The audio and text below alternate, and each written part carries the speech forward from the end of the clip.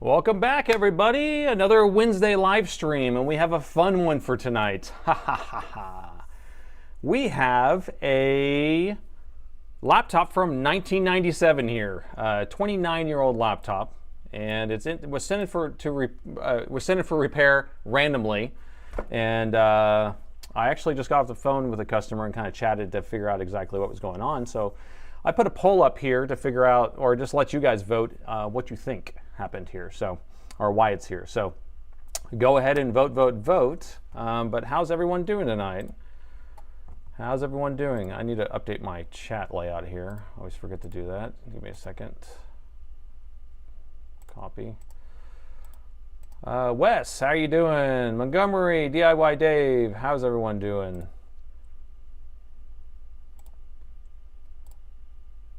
Let me add this in here.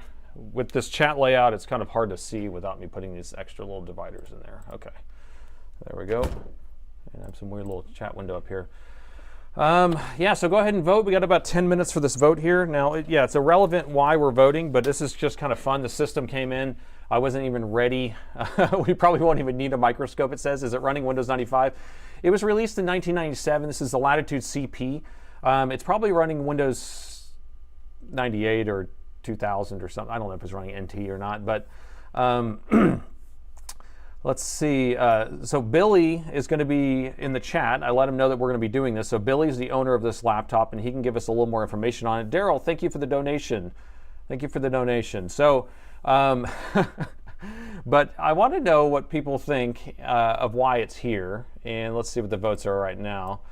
It's not really showing all four of the votes here, but 50% of the people say family pictures. Looks like most people are saying family pictures. Second place is going to be, well, it's kind of tied for, thought it was new. Someone's trolling me. There's plenty of people thinking they're trolling me, right? You did a great job on the MSI laptop last week. Oh, yeah. Oh, yes. Northwest Repair did I don't know. What did I cameo in his video? I don't know. He did an AI-generated voice overdub of his repair of a MSI laptop. And it was pretty funny. I was happy that my voice didn't match that much, but he said, oh, that was only 10 minutes of voice training, so I'm going to put 3 hours at it now. He's going to take one of my videos and do 3 hours of voice training. I'm like, oh, great. That's just what I want. Just what I want. So keep an eye out for Billy if he's in the chat. He's going to be the owner of this laptop. Nate, please take the time to read my chat message. I hope you feel better. Thank you. Actually, I was out sick yesterday, which is crazy. I had a migraine headache. I'd never had one of those. It made me sick. I was throwing up. I don't know. I just woke up in the middle of the night, had the worst headache I've ever had in my life, and it was just like excruciating. I was in bed most of the day. And I'm fine today. So we will see what the issue is with this laptop. So I want to go ahead and finish voting for this. 10 minutes or so. We probably have like 7 minutes left of this. But let's see. Upgrade it to Linux. Simply remove the hard drive and the user can retrieve their data. That's right. I don't know. That seems like an option to me. Laptop has a hardware ID software, I bet, on it. Okay, so that's a good point. It probably has something. Oh, we got ads already coming in. Oh my gosh, on Twitch. Sorry about that, Twitchers. If you just subscribe, use your Prime sub, then you don't have the ads. Wi-Fi card is probably what the issue is, right? It's probably corrupted. Does it have an 8-inch floppy drive? 8 inch is kind of big. I would think it'd be a 3.5 or 5 1/4. Just on looking for a laptop from Live Free and Live Free and Die Hard. Time for a vacation. It might be time for a vacation, but that's what the kids just had a vacation, right? Because it was just Christmas or winter break. And so I got an extra day off during that time and some Christmas time off. The wife is poisoning me slowly. I think the solder is poisoning me slowly. Windows can run on anything, I guess. Probably. I don't think it's the flu. I didn't have a fever, and it went away. I don't know. And because prior to that, I actually had a cough and all that stuff. So, but this laptop that's 29 years old. I want to keep voting, people. So on Twitch, we only have 32 people. We got a lot of votes on there, actually. 200 votes on YouTube. But if it's not complicated, it's a bug. Migraines suck. Yeah, and that's just what I'm assuming it is, because it basically hurt back here all the way up to my head right here, and it was making me dizzy. If I opened my eyes, it was just kind of like, and then I just started throwing up, and then it was it, and then I laid back down or whatever. So, so it's a Latitude CP. You want me to show you what the laptop is? Here it is. This is the laptop we're going to be working on today. Oh my gosh, how much does it weigh? We should get the scale out on this, right? So here it is. It's a brick house. It's a brick house. So this laptop, if you look it up, Latitude CP, Pentium 1 MMX edition, Pentium 1, okay? It was released in 1997. They had a follow-up edition called the CPI or the CPI-A, and that one had a Pentium 2 in it. And I still actually have some parts for this machine, and I actually have a couple test machines still. So I can actually test the parts on here. We're not completely, out dry. What's the word? What are we looking for? We're just like, with no options? I don't know. I can't remember what the terminology or the saying is. The Bittersweet Symphony song. That's what I was just singing. That's right. Mighty, mighty, mighty. It's mighty, mighty. So it's an oldie but a goodie. It has a VGA port. We're going to take a little tour around in here in a second, but I don't want to give away all the goods up front here. I just want to get all of our votes in. So it looks like we have about 3 minutes left on our vote. So if you're on Twitch and you haven't voted, go ahead and do that. If you're on YouTube, we have 430 people on YouTube, 218 votes. Just hit the vote button. It's easy, and then it also gets it out of your screen, gets it out of your way. High and dry. Drop it on your foot. Don't drop it on my foot. I do see a little bit of stress cracks on here, so this is very common on this back cover. I don't have any more of these back covers in stock. I went and even looked on the shelf to make sure, because our inventory said 0, and I wanted to see. Sometimes we have, we'll say 0, but then there was like 1 left in the box, and there wasn't. So I don't even have one. This will have an IDE drive. It also has EDO memory, EDO RAM. Do you remember that stuff? EDO, I don't even remember what that stands for at this point. I've already purged that from my memory, but I think it takes a max of 128 megabytes if I recall, but that might even be on the high side. I think it takes some 16s or 8 megabyte sticks. So it's pretty cool, man, pretty cool. But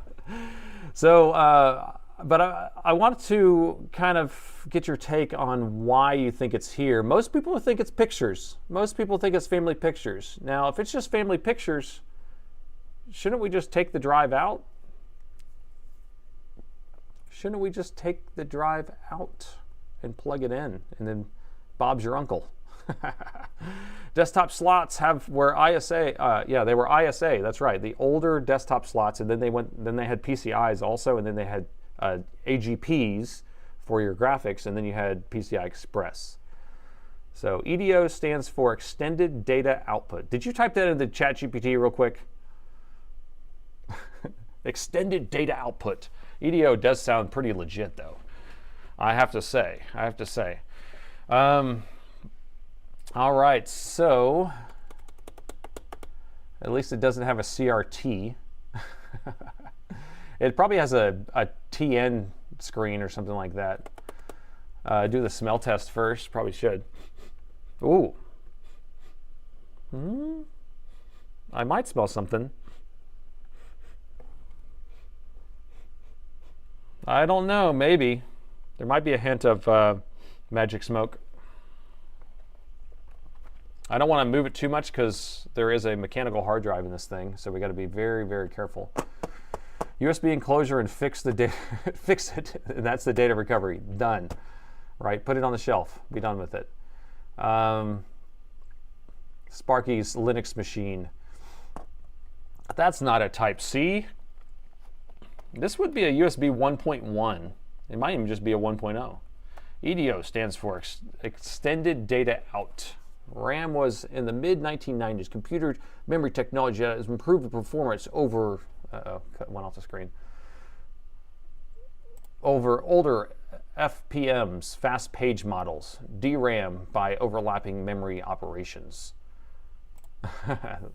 That's cigar smoke. It might be leaking capacitors. That's a good point. I bet these things have really fat capacitors. Okay, our poll has ended. Our poll has ended, and we can't even see all the polls, but family pictures, number 1. Someone's trolling me is number 2 on Twitch, and then on YouTube, looks like family pictures number 1, and crucial software on it is number 2. So, you want to know what the answer is?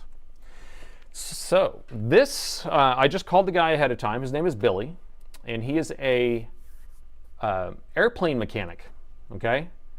And he has specialized software on here that he uses while he fixes airplanes. So, and I have a bunch of words I wrote down. And so I know there's a couple people that are actually in this industry in a way, right?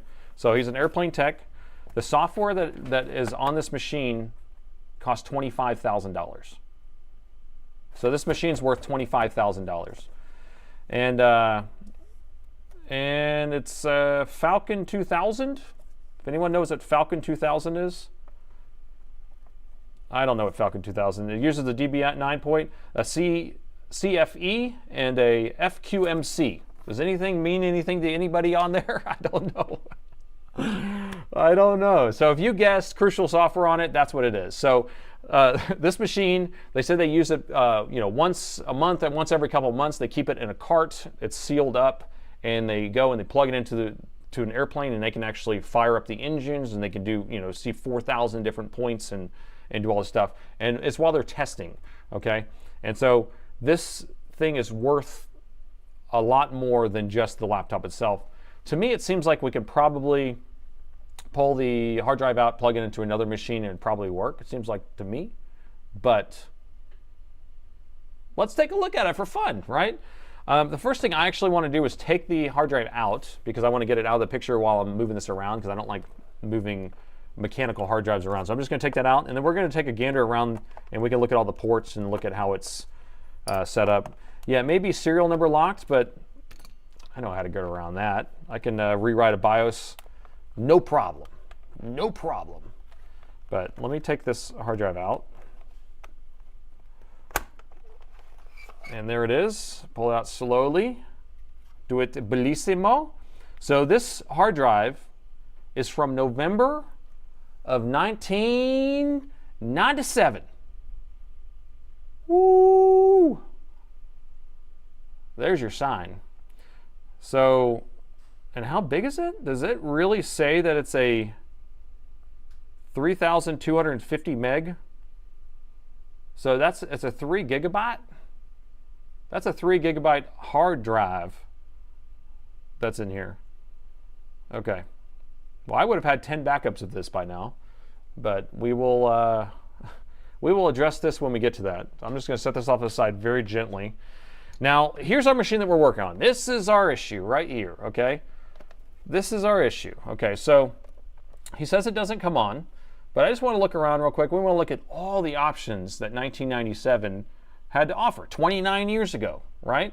We have a multi-port. It's a PS2 port, but it's a multi-port. This thing can take a keyboard or a mouse. That's pretty good. That's pretty good.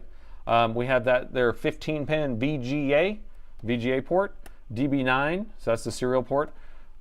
We have one USB port. This was super cutting edge for 1997. This was one of the first laptops, or maybe the first laptop that Dell released that had a USB port. I believe it was USB 1.1, but it may only be USB 1.0. So very, very slow, very useless in a way. I don't even know if you can hook a flash drive to it or not. This is going to be our DB25. This is going to be a parallel port. This is going to be for connecting scanners, because that was all the rage, right? And printers for the most part. Now what's behind here? This is our docking port, because this thing actually is a C series laptop, so because it starts with a C, so it's a C series laptop, so it has C dock that you can plug it into, and then you can hook monitors and all the other stuff to it. So has a fan here. It's actually an upright fan that's vertical, blowing out the back, and I believe there might be a second fan in here. I can't remember, but there definitely is one fan here that's vertical out the back. Now I'm going to turn to the side. We can look here, and this has a microphone, a headphone, and line in. This is where the DC jack plugs in. This is going to be a PA2 or PA6 adapter. Maybe the PA9 probably works in there too. PA2 is the older version, so that's probably what we're going to be having to plug in there. We'll look at a little air inlet. It's for the air to come in. That's it. And then this side we have our PCM CIA slots. We have 2 of them, and they are populated. So let's see what kind of cards we're operating with. We have a dial-up modem. You press the button, it comes out. So we can dial up to our AOL. You have mail. And then we have, what's our other card that's in here? The dongles aren't attached to this. Let's see if I can eject this card. This card is a, what is that?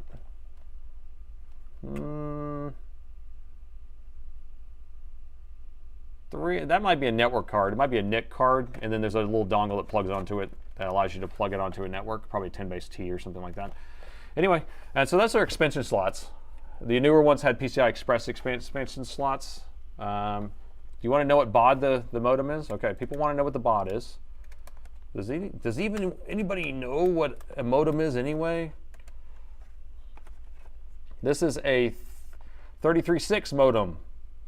33.6. That's pretty fast. 48 and then 56K, right? 56K was top of the line.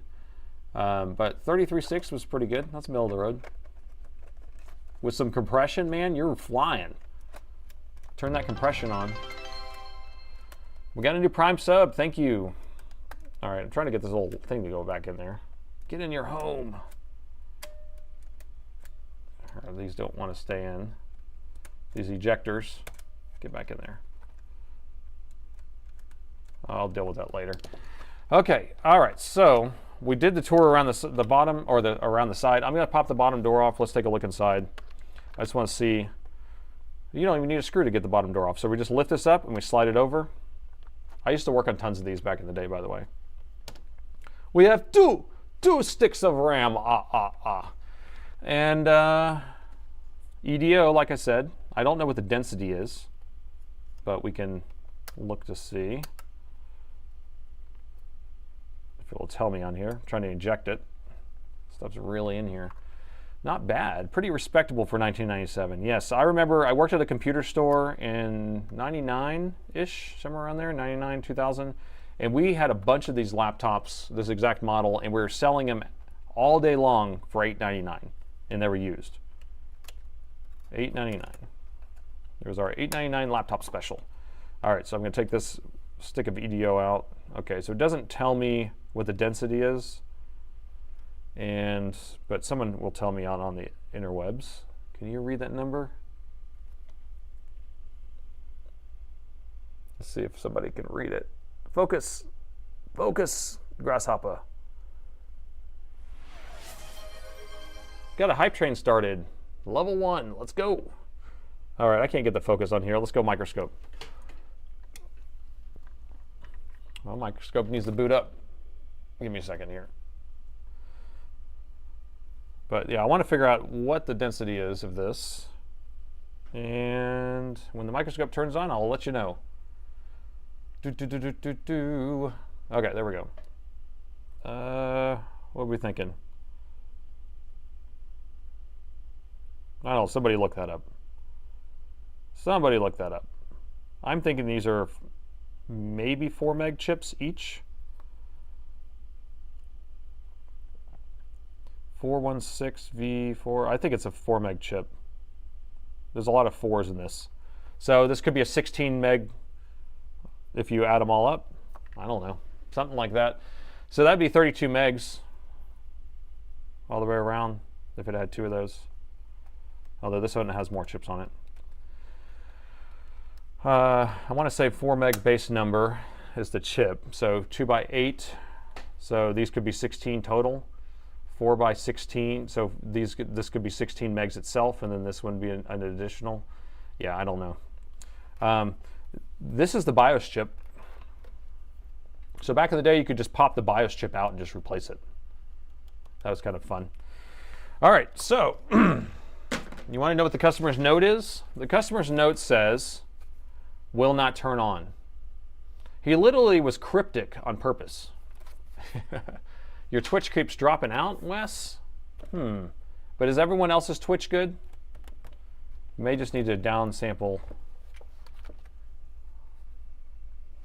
But I think he was cryptic on purpose because he knew that if you send it to a repair shop, most repair shops won't work on it. I got it in and I said, why is he working on this? Or why did he send this in? And I actually had a couple test machines. So let me grab my test machines. I'm going to show you what I have still. So you remember I have my warehouse that has like 700,000 parts in there? Well, I have a couple boxes here that have my test machines labeled here. Let's see, they're labeled CPI-D and CPI-A. And this one is just the base, apparently. So it doesn't have, it just has the base portion in here.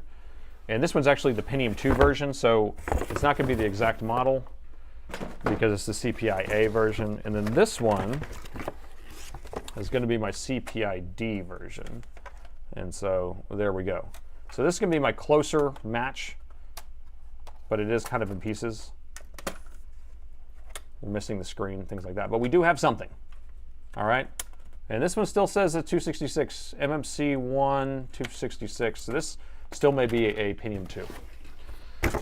So we may be a little bit out of luck if this is the Pentium 1 version. But I believe that these boards were the same. The CP and the CPI-As, you could just put a different card in there and upgrade. So yesterday was 500,000 parts. Ha ha ha. Yeah, we have more than 500,000 there. Sometimes I just say 700,000. It kind of fluctuates depending on how much stuff I'm buying. So, okay, so let's just see if it turns on. Now, the plug that we have is this one, right? It's a U-shaped plug, and the customer sent in an AC adapter. This guy right here, and it has some work done on it. Has some work done on it. Now, this is a PA2, has this end on it. But don't you remember, didn't we make a plug the other day? We worked on one of these, not the other day, but I don't know, 6 months ago or whatever. I think I have one up here. Let's see if I can find it. I remember making one with you guys. There we go. Look, we did make one. So we made one that can actually plug into my power meter, right? So I have it set up. There we go. I don't know. The thing froze. We have it set up where if you can just plug in my charger right here, and then this is the output. So we'll be able to use my power meter like normal. Now, one thing I do want to do is that I have a 240 watt charger plugged into this this power meter. I don't necessarily want to plug 240 watts in this thing because I think it only uses like, I don't know, what does it use? This is a 3.5 amps, so 65 watt. So let's get a smaller charger. Are we buffering, anybody? I don't have any drop frames or anything, so I don't know what would be going on if we're having any issues. I did freeze for a second whenever I changed scenes, so I don't know what happened there. Just let me know if I need to do anything. And while you're thinking about that, I'm going to see if I can grab a smaller charger for this, so I don't blow up the machine.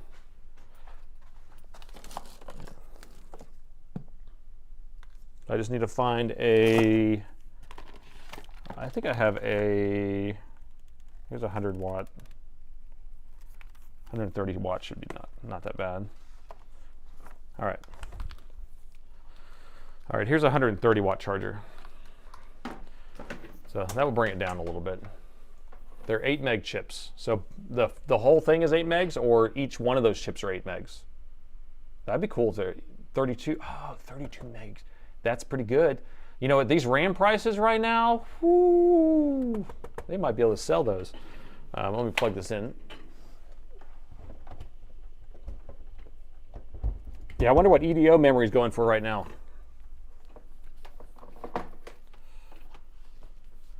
What is EDO memory going?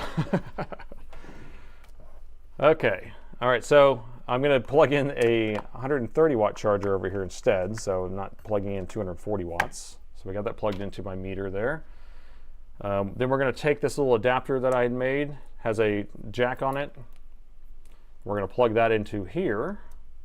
So now we should be able to just plug this into the machine and power it up, and you should be able to see the current draw. Now it says it doesn't turn on. I don't know what that means.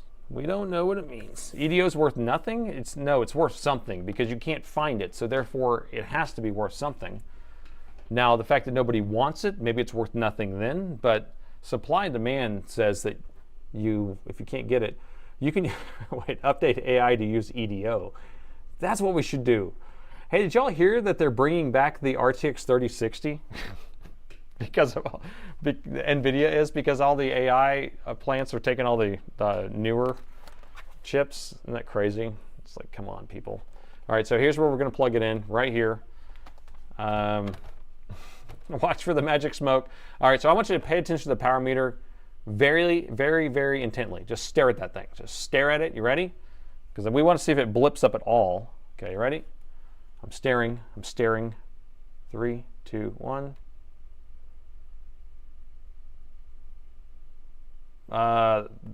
That's kind of pulling 30 watts automatically.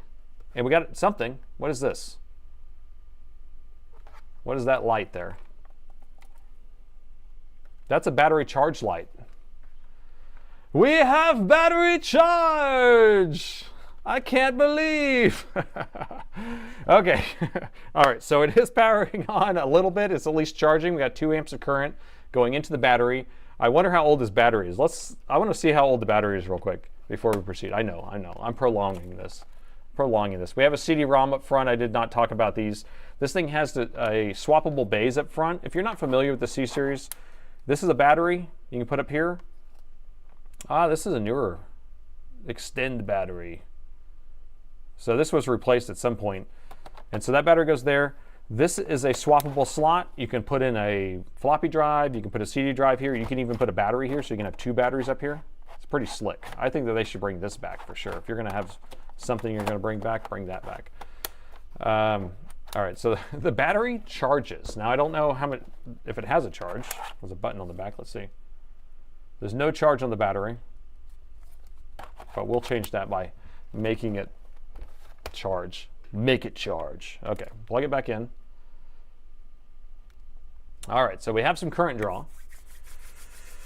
I haven't pressed the power button yet. I know, we're just kind of holding off here. We're getting there. Okay, you got to open this carefully because the hinges are cracking right here. And the most important thing here, I talked to Billy, who owns this laptop. He's not interested in fixing the cover, the back cover, these latches, anything. He just wants this thing to turn on and boot to his software that's going to be able to test these airplanes, since he does airplane mechanics. All right, you ready? Is it fake? All right, so I'm going to press the power button. 3, 2, 1. I hear something. We have a power light. And we have picture. Do we? Do we have picture? I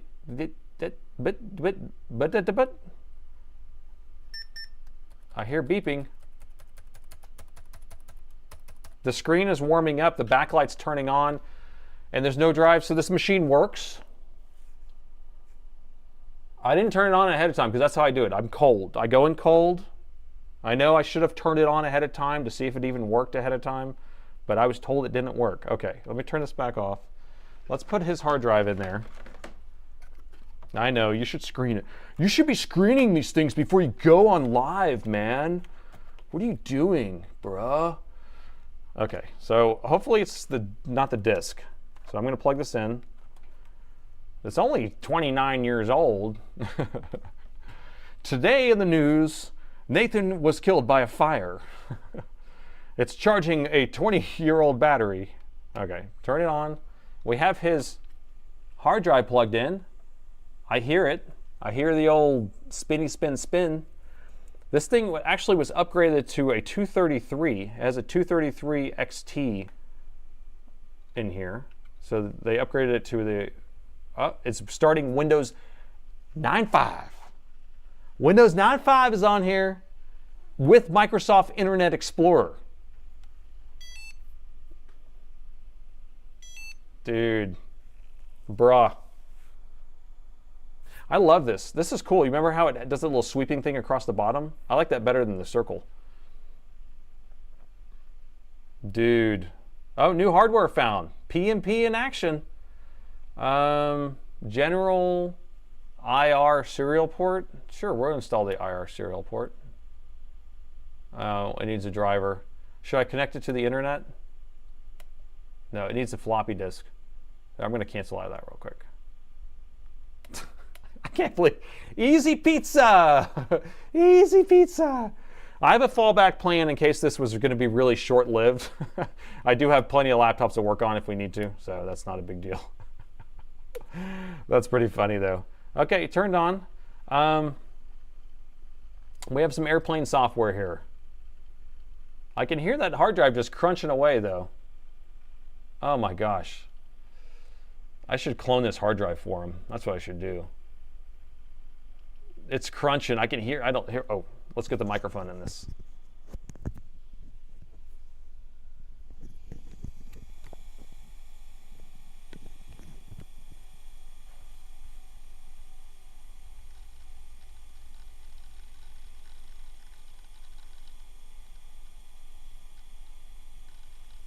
What do you think of that? Can you hear it crunching?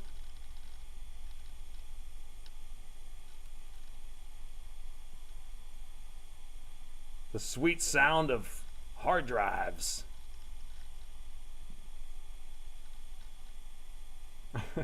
Everything needs a driver. Here's Falcon 2000. We got Falcon 2000 pulled up. So this is the program they use, and this is what they've been needing to get set up again.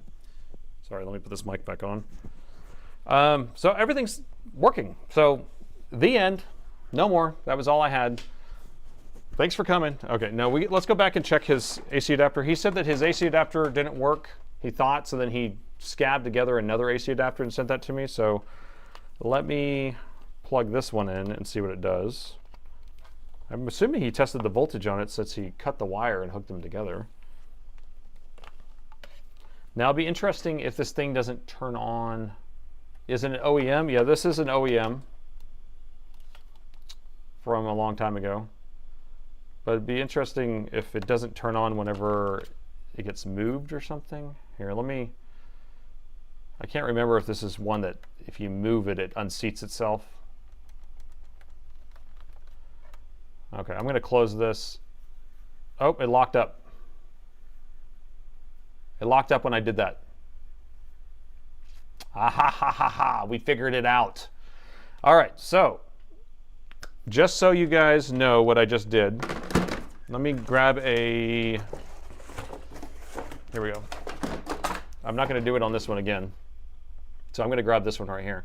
So this machine underneath here has multiple boards. Like this, and if you can see it from the side, I just torqued it like this, and now the whole thing's locked up. And it's because, I'm just going to hold this down, it probably won't even post again. It probably just needs to be taken apart and reassembled, and it'll probably fix the issue. But if you look inside of this machine, oh, let me pop the keyboard off of this one. So if you look inside of this, the keyboard kind of comes out the top, plugs in here. Now this is a layered board system, and it has a circuit board here that's plugged in on top of another circuit board, and then here's the processor. Let me see if I can pop it out for you so you can take a look at it, take a gander. I think there's a stripped screw in this corner. Ah, the old strip screw trick. Let's see if I can get this out.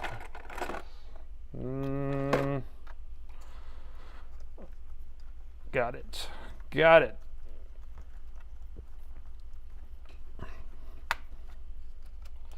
So the issue, I think, is this, is what's going on. And I'm just going to try to lay it out for you. And all we'll have to do is just take apart the machine and put it back together, and it should fix it.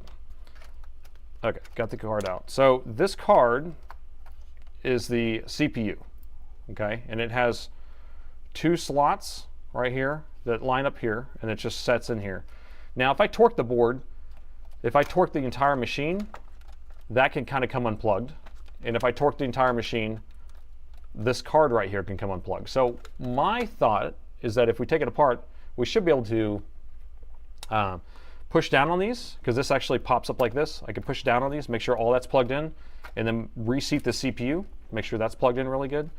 And then after that, it probably won't stop working. So that's my guess, what's going on. So let's see if this thing still posts after we had kind of messed with it. Yeah, I need to clone the hard drive though. So I'm going to take the hard drive back out because I don't want to be turning it on and off with the hard drive in there. Because I don't know how many times this thing is going to be able to be turned on for the rest of its life. So it's that hard drive. It's actually the hard drive worth $25,000. All right, so we have plugged in again. We'll see if it posts again. I don't know. Okay. Press the power button. And it came on again. Okay, so now if I kind of twist it, now I'm going to press the power button. And now it's not posting. So now if I press the power button, you'll see it come on for a couple seconds and shut back off. You see that? So now if I hold it this direction, I twist it this way, press it again, it should post. Yep. Posts if I hold it that way. All right, so if I twist it, if I go up on this side and down on this side, the machine will not post. If I go down on this one and up on this side, it posts. So anyway, we do have a connection issue in there. We'll just have to take it apart.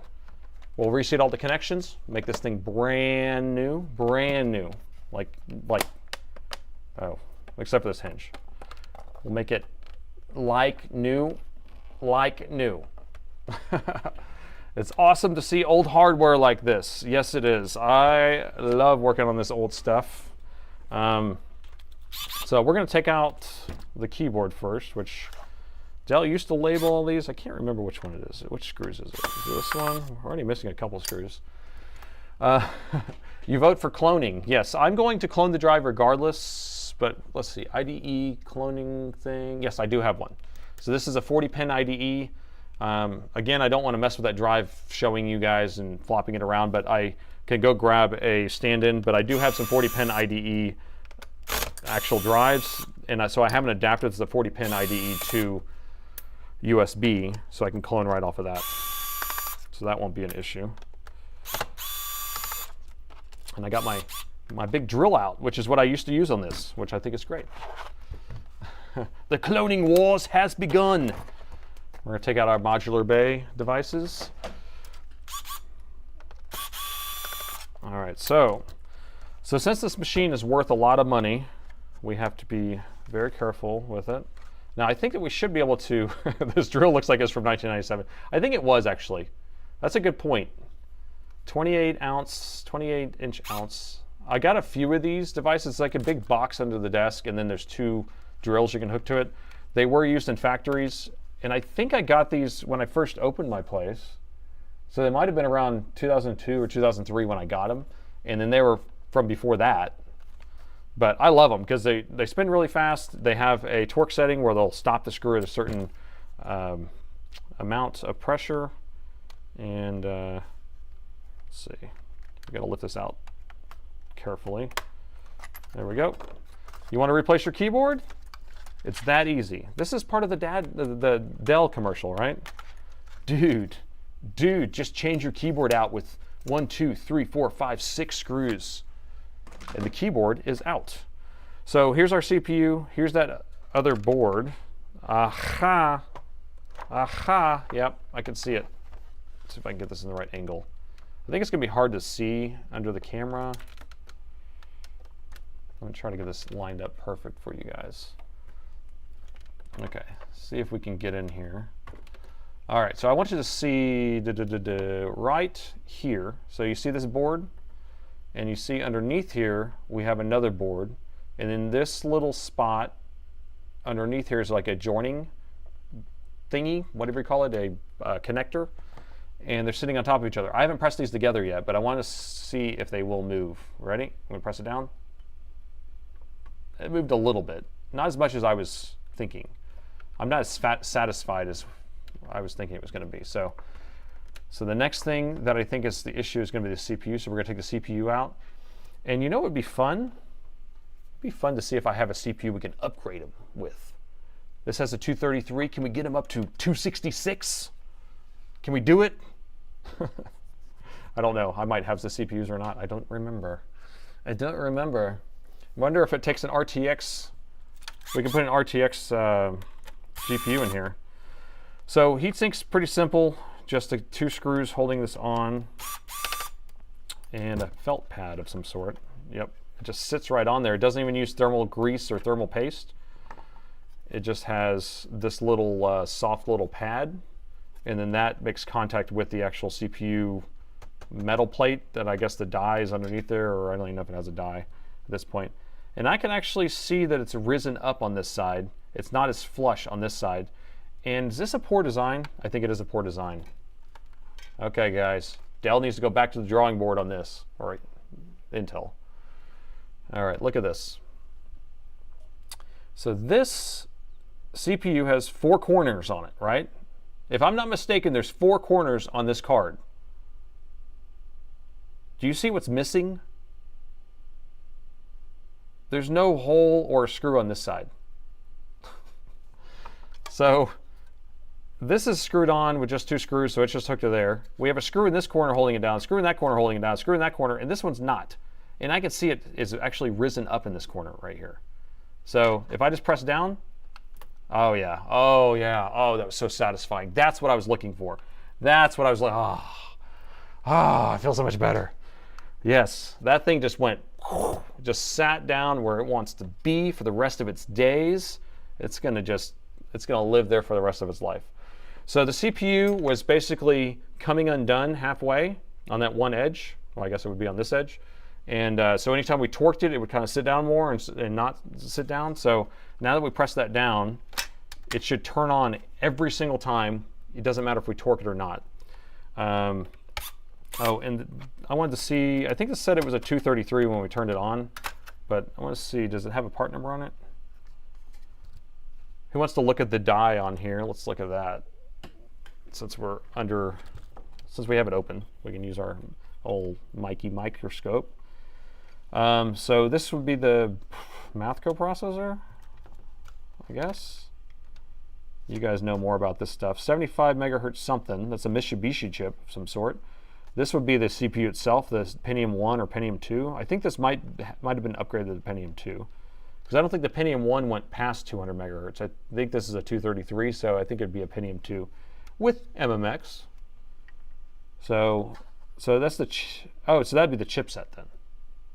It says it right there. Nathan, you were so funny. Well, Darren, thank you. Should be a Pentium 3. No, this thing was shipped with a Pentium 1 MMX, and then I know that you could upgrade to a Pentium 2. But you could not put a Pentium 3 in here. Pentium 3s are totally different. I'll show you what those cards are, actually. I should have grabbed some. So the Pentium 3s, the cards look like this, but they have a totally different plug on the bottom.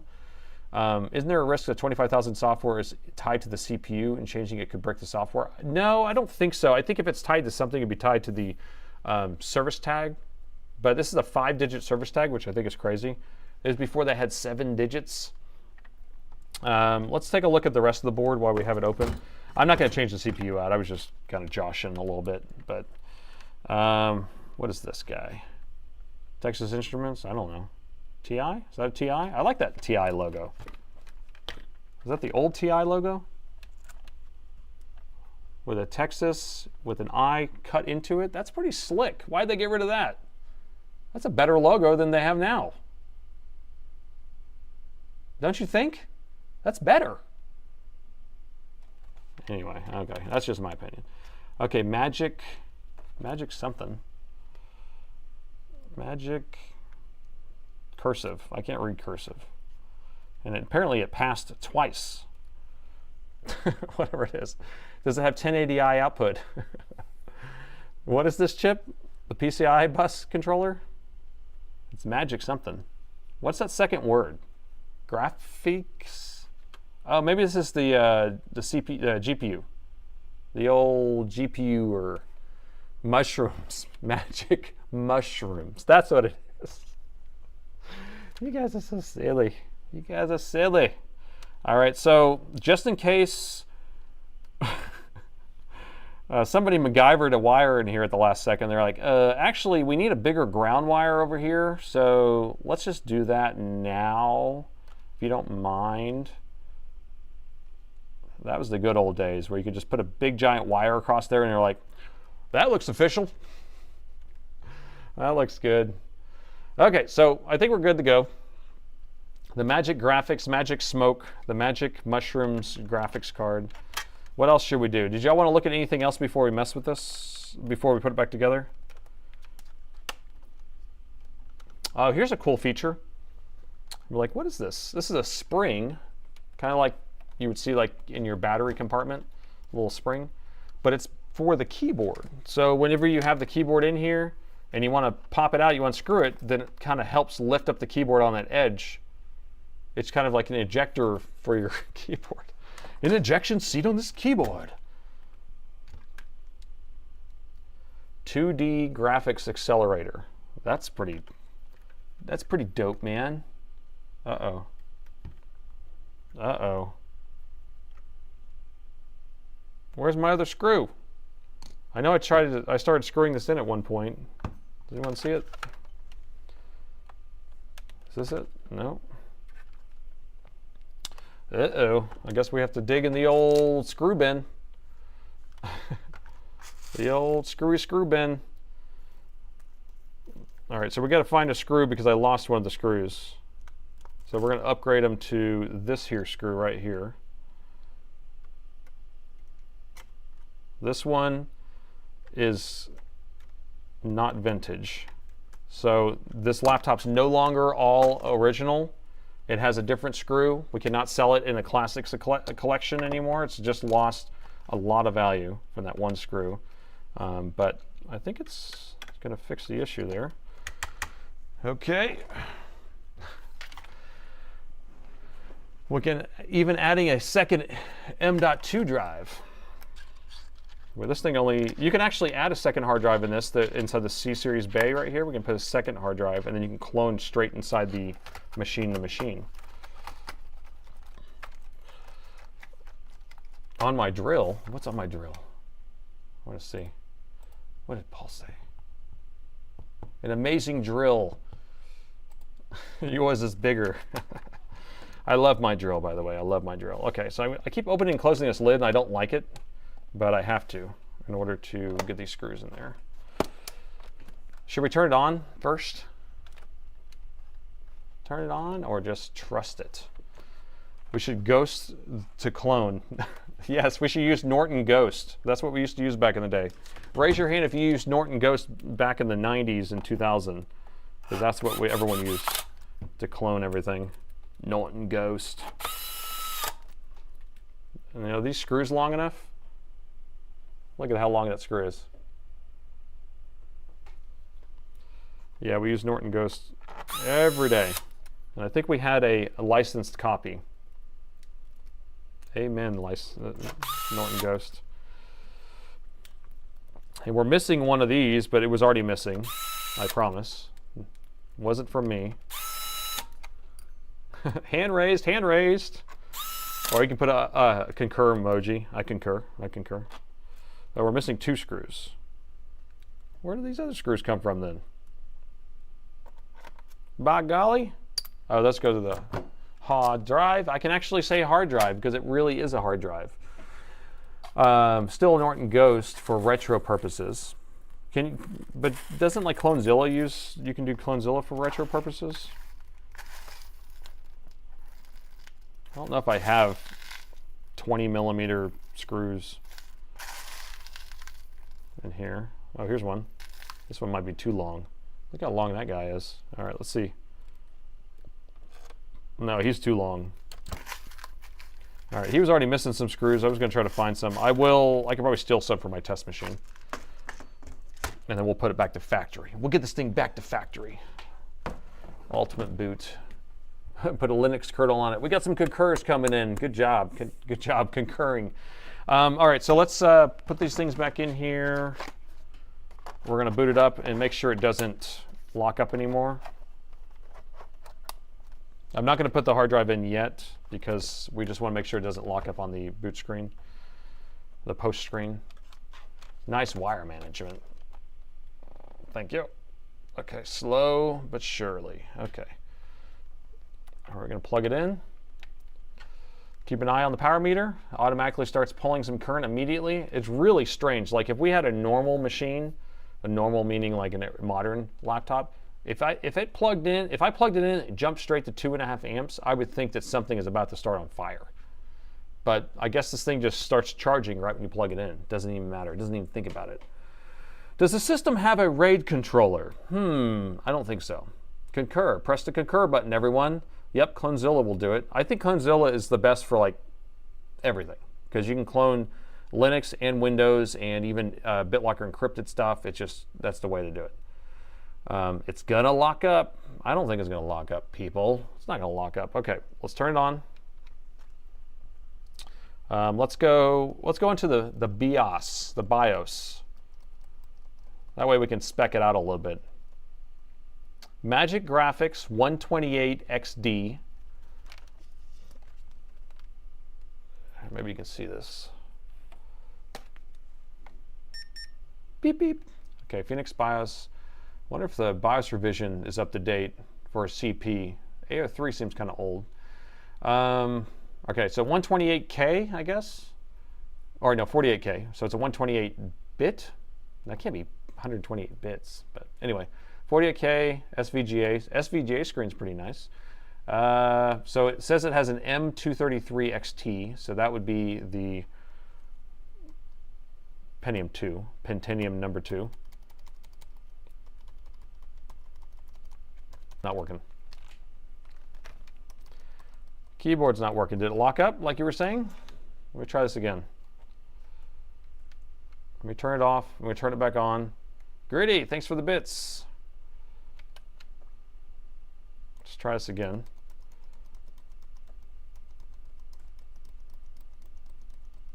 I don't know if the keyboard is not plugged in or if it locked up.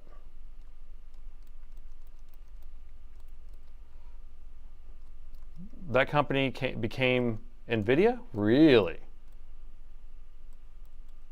Really? That's a good information. Okay, so 128XD is the model, 48K is the sub-model, and it's a 1 to 2 megabyte part. So 48K is not like its memory capacity. Is it locking up? Come on, man. For the humanity, why isn't this thing coming on? It's coming on, but why isn't it going into the BIOS? Did I plug the keyboard in? I don't know. I thought I did. I'm sure I did. I'm pretty sure I did. I thought I did. Maybe I did. I'll have to take out screws to know if I did. Oh, if it was a Pentium 2, should it say CPI? Probably. Yeah, I mean, this is a CP, but I think you could put, I'm just trying to remember my memory here because we sold motherboards that said CPI, I mean, that said CP/CPIA, or CPI. There's CPID, CPIA, CPID. I think the CPIA had the bigger screen, and the CPID was basically the same thing as this, but with a faster CPU. But anyway, I think if you just put the other CPU in there, it made it faster. But now it's not doing the little beep, beep, beep, beep, beep, beep thing. All right, let's make sure the keyboard's plugged in. Test with an external keyboard. Should I go grab a PS2 keyboard?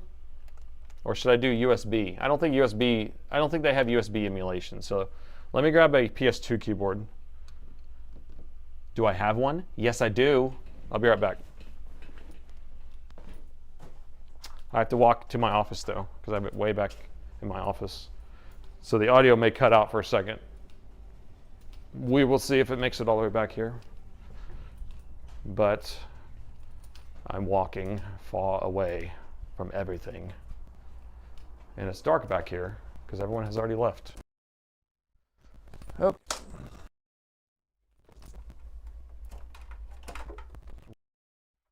Keyboard. We have a USB, or I mean a PS2 keyboard that I keep around. A, because it's awesome, and B, because sometimes you need it. Ooh, and the keys are clicky. It has clicky keys. It's all the rage, man. It's all the rage. All right, so, haha, I am back. and check out this fancy smancy PS2 keyboard. So PS2 has both connectors here. It actually, this one's a USB adapter on the mouse portion. And then the keyboard, no wait, this is the mouse portion. This is the keyboard portion. Well, regardless, it has a mouse, a little touchpad built into it. Isn't that sick? I love it. I love it. So I'm going to plug it in and we'll see if the keyboard works, because I don't trust it, the USB portion of it. This thing doesn't have keyboard emulation, I'm sure. Who doesn't have a PS2 keyboard sitting around? All right. Yeah, I want to know how many people have a PS2 keyboard. Yeah, purple's keyboard. The old purple. Okay. All right, let's see if we can get this lined up right. Get in your home. Okay. It is home. I could just take the bottom off, or take the keyboard off again and test it, but this is Moss Funno. Okay. It's back on. It's posting every single time now, which is good. Takes a little while for the backlight to heat up. Oh, caps lock's working. So caps lock responding, and then now it's not responding. It was for a second. Uh-oh. Ruh-roh. What does that mean? So the caps lock did respond, so we know that the keyboard was working for a moment. Let me try the onboard keyboard and see if the caps lock responds. I'm going to wait for it, Okay. So caps lock's responding on the onboard keyboard, and you can see it right here working. Pressing it until it stops working. And right as it gets to this part where it's trying to read the disk drive that's not there, it errors out. Or it's just hanging. So should we wait for it to kind of beep at us, I guess? I don't know. Clean the RAM? Sure, I like that idea. Or we can plug his hard drive back in there. I just hate to put his hard drive in there. I don't want to plug it in over and over again. Oh, maybe we have a test drive. That'd be cool. Or one of these test machines. That'd be pretty cool. No test drive. No, I don't have a test drive. Dadgummit. Hard drive, no BIOS. This thing doesn't even have a BIOS. It's for Antique Roadshow, man. Okay, I was waiting for it because remember before you would let it sit here for a second and then it says, it goes beep beep, and then it says F1 to continue, F2 to go into the BIOS. It's not doing that. All right, I'm going to plug the hard drive back in, but I'm not going to move the machine. We're just going to be very careful. Wish I had a test drive. The fly just landed on my nose. Thank you for that. Okay, here we go. Hard drive plugged in. Turned on. I hear the old drivey drive turning on. Clickety click click. See if I can get into the BIOS.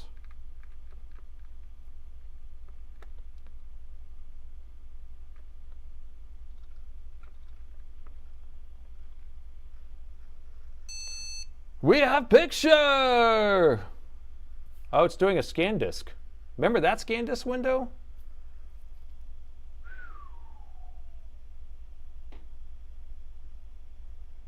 Yeah, I gotta wait for the F2 to show up to go into the BIOS. I'm so used to spamming it, so maybe it doesn't like it when you spam it.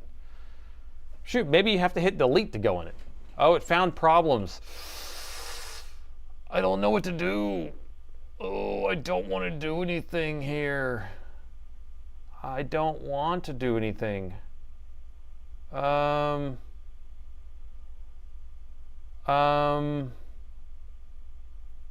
fix it, is what I'm thinking.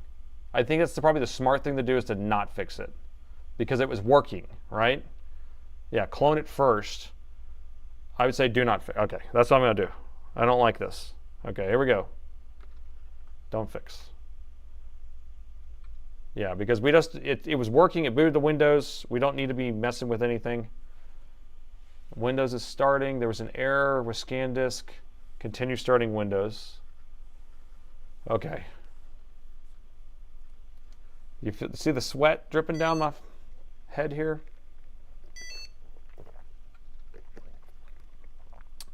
PS2 keyboard pole. Plug in the power to get F2. Okay. Well, I have it plugged in, have the battery in there. Okay, we're not going to install this new hardware. I'm just going to cancel out of that. This keyboard's working just fine. This keyboard's working too. Does it have Notepad? That's funny. I was looking for the Windows key. I would just hit Windows key and start it out. Does it have something to write in? Docs. We have a doc right here. Docs. Has a real player. Dude. That has a Microsoft 97. All right, so I'm going to open a new doc. The quick brown fox jumped over the lazy ass dog. Seems like it works to me. Looking good to me. What do you think? So keyboard's working. I wonder why I couldn't get into the BIOS. What was the window that, wasn't there a screen that told us all about like the system information on here? It's called system information. I can't remember how to get there though. Windows 98, I think you used to go to control panel. Come on. You guys got to help me here. Control panel system? There we go. Here we go. Now we're cooking with bacon grease. Okay. We have 96 megabytes of RAM, and it just says Pentium R. It doesn't even say Pentium 2. Pentium, so it must be a Pentium 1 233. Was that the max speed for a Pentium 1? If someone can look that up. I thought the max speed was like a 166 for a Pentium 1, but I guess they had a 233 Pentium 1, because if that's just saying Pentium R, meaning rights reserved probably. Max was a 266 on a Pentium 1? What? Mind blown. 233 is the limit for laptop models. Okay. All right. Well, there you go. 233 with turbo. I wish there was a turbo button on here. Did Billy ever show up? Billy, caw. Billy's the owner of this laptop, by the way, people. I'm not just cawing out to nowhere. So Billy owns this laptop. He's an airplane mechanic. Sent it in. He needed this. It has a crucial piece of software in here. We were able to get this thing up and running. Now the question is, will it lock up? I hear a beep. Why isn't all my I don't see all my stuff going on my Windows. It doesn't pop up on the screen anymore for some reason. My bell message. The customer's name is showing. What's the customer's name? I mean, what's his handle? Is it Billy here? Billy Bob? No.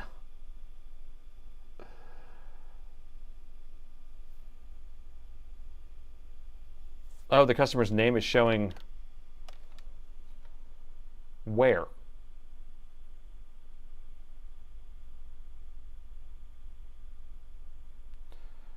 Microscope.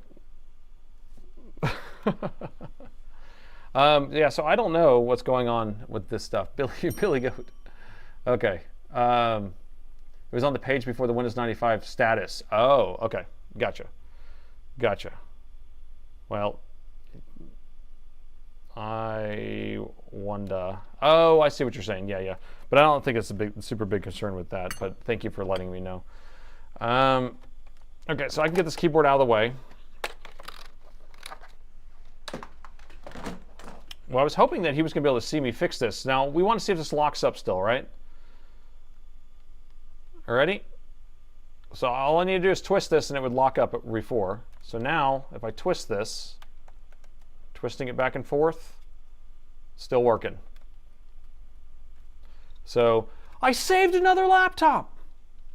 We fixed this laptop up and now it's working perfectly fine. So we'll be able to ship this thing back and not have an issue with the customer having it not work. The main issue would be that it wasn't going to be able to stay seated in there, and that's why it was sometimes starting and sometimes it wasn't. Now, I'll probably clone his drive for him since I do have the setup to do that. Clone a backup, give him an image that he can always restore, or we can install into something else. Now, this thing takes an IDE drive. They don't make them anymore, and I only know if they make an adapter that's an IDE to SSD type of device at all. I have no idea if they even do that. Shipping the hard drive back and forth will probably end up damaging it anyway, right? You will crash Windows 95 before a forced shutdown. Why did I force shutting it down? I hope not. Oh, they do a compact flash. That would be the way to go. The chat window's gone. What happened to the chat window? Oh, that's why I can't see any of this stuff. I'm on the wrong screen. Thank you, guys. There we go. I was like, why am I not seeing any alerts or anything? And I was like, oh, I'm in my filming mode because I have another set of buttons that are all for my filming, and I've been filming all day, and so there you go. Thank you. Okay, so that makes sense. Okay, I'm going to put this away gently. Now, you guys don't want to watch me sit there and clone that, so that's not going to be something we can do. Do you guys want to work on another computer? You want to work on another one? I have multiple computers in my arsenal here that we need to deal with anyway. And so I'm sure somebody wants to mess with something. Yeah, we do have over 1,000 viewers, almost 1,100 on YouTube right now, and 70 on Twitch, or 91 on Twitch, I guess is what that says. So, so let's do a board repair. Let me clean up my mess. I hate when everything's are not organized. So let me kind of give you the rundown, and then we'll kind of create a poll, I guess, on how we want to do it. Okay. I have, let's see, I'm just going to read them out. So I have two X17R, well, I have an X17R1 and X17R2. Let's see what the X17R1 is. That one says keyboard completely stopped working and randomly stopped every few days. So that's probably the X17 keyboard issue. That's just going to be an easy, like a choke replacement. That's not going to be a big deal. Laptop will not power on. So this X17R2, laptop will not power on. No lights are shown on the laptop. So that means a completely dead one. So that could either be an EC chip or a power management chip, or it could be a shorted power rail, or it could be liquid metal leaking, or it could be, I don't know, something catastrophic worse than that. Let's see what else we got. We have a, what is this? A G series, G5511. Dim display, can't see anything unless you held a flashlight to it. It's a 2.8 error code. So this might be similar to the video I just put out the other day, which was a fuse. And if the fuse is blown, they're lucky, because I never see fuses blown. And then I'm just naming all of these real quick, and then we can kind of come up with what we want to do. Here's a 9500, XPS 9500 battery. Let's see, power's on battery, keyboard lights up, will not boot, blank screen. With AC adapter, the keyboard will not power on. So it looks like it powers on battery, but doesn't get past that. That's probably a shorted PD controller or something like that. I don't know. We're just kind of messing around. So, Alienware's, G Series, XPS. I also have an XPS 9315 that the customer saw some sort of burnt stuff on the board. I don't know how we're going to get consensus out of this. Me just naming stuff randomly and people just typing stuff in chat. How useful is that? X17R2, premise says X17R2. He has higher seniority over everybody. So we can work on the X17R2. That one might be kind of interesting. 2 away from 1,000 YouTube views. Everyone like it. So y'all want to do a poll? I can do a poll for you. Let me start one. So we'll say choose a laptop to repair, and then we're going to do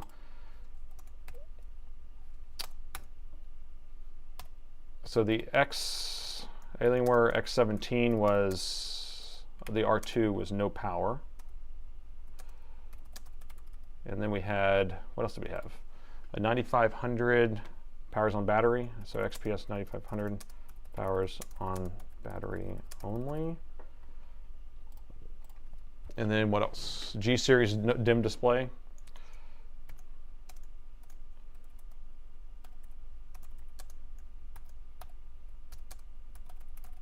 Okay.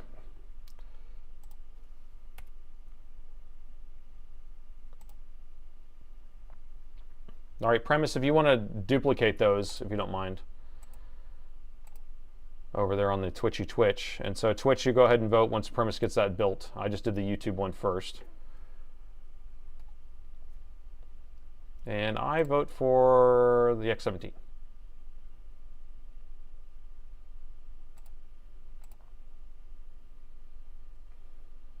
And the X17R1 I did not put in there. That's the one with the keyboard issue, but we can do that, and that will only, if it is the issue I think it is, it will only take a couple minutes to fix. So, and that's just an issue that I'd figured out over the years and came up with a fix, and it works every time, and boom. Oh, okay, so let's see if we can catch up on chat. Concur, wave is coming, power issues sound like fun. Yeah, power issues are the most interesting because it's like, why is it not turning on? Let's see if we can kind of go through all the different power rails and stuff like that.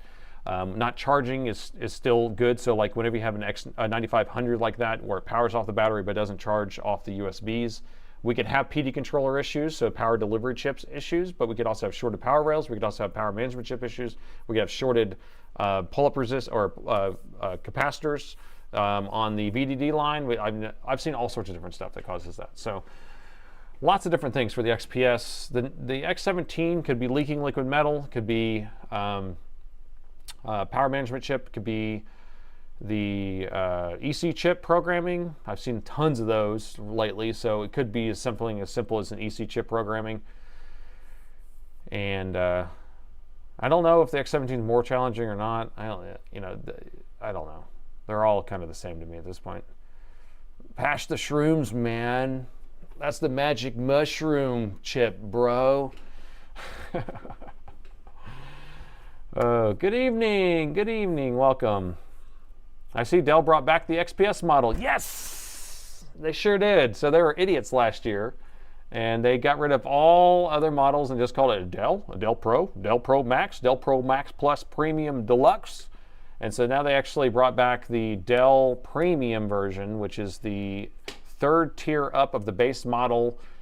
And so now they call it XPS again, but they're just putting an XPS branding on the back, which that's what they were doing already. Some article was like, they changed it where it has XPS on the back cover. I was like, yeah, it's been like that for a while. So people are, the fluff pieces, or like the Gizmodo article I read was just ridiculous. Nate, do you have a shirt online for sale? Yes, all the shirts there's a link in the video description. So Eat, Sleep, Save Another Laptop, Repeat. This is one of my newer shirts here. But I got, I don't know, 20 different every video I do, I have different shirts on. But you can just click in the video description. It's at Spread Shop. They ship worldwide, and it's print on demand, so you can choose your size. They have different shape, colors, all that stuff. So it's all good to go.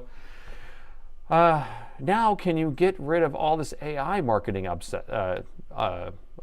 Yeah, so I think that Dell even took that out of its marketing materials, which I think is interesting. So I think that they're trying to get ahead of the curve a little bit. I know that they put a lot of infrastructure out there and a lot of push towards AI, but,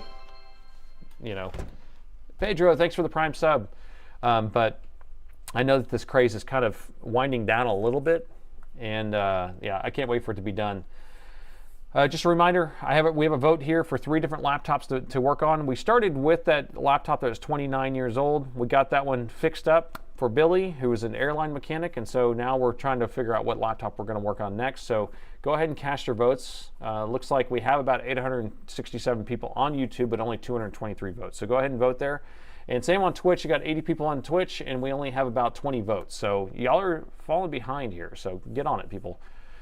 F8 and F11 when turning on. So what are we talking about here? I saw that post a couple times in there, so I'm wondering what you were talking about, bruh. I've seen it 1, 2, 3, 4, 5. Let me show you how many times this person has posted this. So right here, 1, 2, 4 times. So I don't know what you're talking about, but I think someone has seen your message by now. Shirts are great quality too. Yes, so I love the shirts. They actually, if you get the better one, it's like, I think it's like I only make a few bucks, like $4 on the shirt, I think, but they have better quality. And so all the shirts, they fit me really well, and I try to get them in all different colors because they have plenty of different options there. So yeah, definitely grab those. It definitely helps me out. I appreciate it. I'm looking for an AI to make me a bologna and cheese sandwich. I saw a statistic that if you ask an AI engine how to make a bologna and cheese sandwich, actually it was a peanut butter and jelly, what the ingredients are, where to get a shopping list or whatever, asks for some details about that, it costs like $2 in data computes basically, in the amount of energy it uses to actually think that answer up. So isn't that great? AI for the win! Yay! Really, that sounds so stupid. What to fix next after a 29-year-old laptop? Did Dell ever make an abacus? Here, I can show you the 31-year-old laptop. I have it in pieces right here, but we can look at this while y'all are still voting. So I have it in pieces. We worked on it I don't know, 5 streams ago. Shoot. It's still sitting right here. This laptop's from 1994. It's a Dell. And so here's my Windows 3.1 floppies that I was making, that I made. Here's a mouse. And we tore it apart because we were trying to get it to power on. I couldn't figure it out. Here's a BIOS battery. I think it's huge. 2 18650s. But yeah, so this laptop's from 1994. It's the 320N. It has a 320 display. I can't remember. There's brightness and contrast. I don't think it's color. I think it might just only be green. But we could never get it to turn on. I messed with it a little bit more. I was hoping to get it to post, and we were looking online. People are selling this laptop for $7,000 on eBay. So if I could get this working, we could be making lots of money. It doesn't have the math coprocessor installed. It doesn't have the upgradable RAM or anything like that. So it just has like 1 mega RAM. This right here is what the culprit is, what the issue is. There's no power getting past it. We even made an adapter that plugs into the end here, the switch, and there's no power getting into the circuitry right here, and I haven't been able to figure out.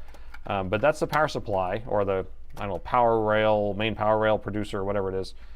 And so if you wanted an older laptop, that's what this one is. 320N, circa 1994. It doesn't even have a touchpad. Look, Mom, no touchpad, but the keys are clicky. Yay! Anyway, so that's a fun one, but we're not going to work on that unless you really want to. Now, I've already spent a bunch of time on this one, so. Oh, sit down, make it 71-year-old laptop. Audio not clean on my headphones. What? My audio should be super clean. 6800 works great. Yeah, so M6800s are the precision machines. Those are really big, nice, bulky laptops, but those are actually really good machines. I think 2nd gen or 3rd gen CPUs on it. We got a couple minutes left on our vote, so vote while you can. Which one's winning right now? X17R2 is winning on both, and then the other two are basically just tied. Do you happen to have a M6400 Core 2 Quad Extreme, looking to add one to my retro collection? So I actually have, I'm going to let you know, Bob, I have a complete one of those. Working. It's my old one. I still have it. It has the RGB LED screen, edge-to-edge display or whatever it is. Everything is in perfect condition. I actually took that thing to Europe with me in a backpack and hauled it everywhere. I still have it at home in my garage. It's just sitting there and works just fine, so it's complete. So yeah, you're welcome to contact me, and we can make a little agreement on it, and you can add it to your collection.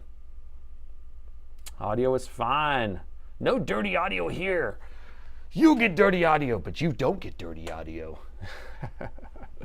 Had the original 3.1 and an old software until my mom and stepdad got rid of it. Yeah, I found the archive online for 3.11 or 3.1, and then I had some old floppy disks around. It had some old flood pictures on it. So I scabbed together a whole install of Windows 3.1 and just kind of wrote over them. Because who has floppy disks? So I just kind of dug around and found it in a box. I was pissed. Yeah. What's a good source for PTM 7950? I want to get the liquid metal off of my laptop. So I bought, this sheet right here, this cost about $100, and you can get it from LTT Store, which is the Linus Tech Tips, Linus Tech Tips. That's for the big one. It's a small one, so I think half the price, or 30, whatever. It's a smaller piece. You can get that too. He's in Canada, so you have to pay Canada shipping. I sell I also started selling the Thermal Grizzly, which is right here.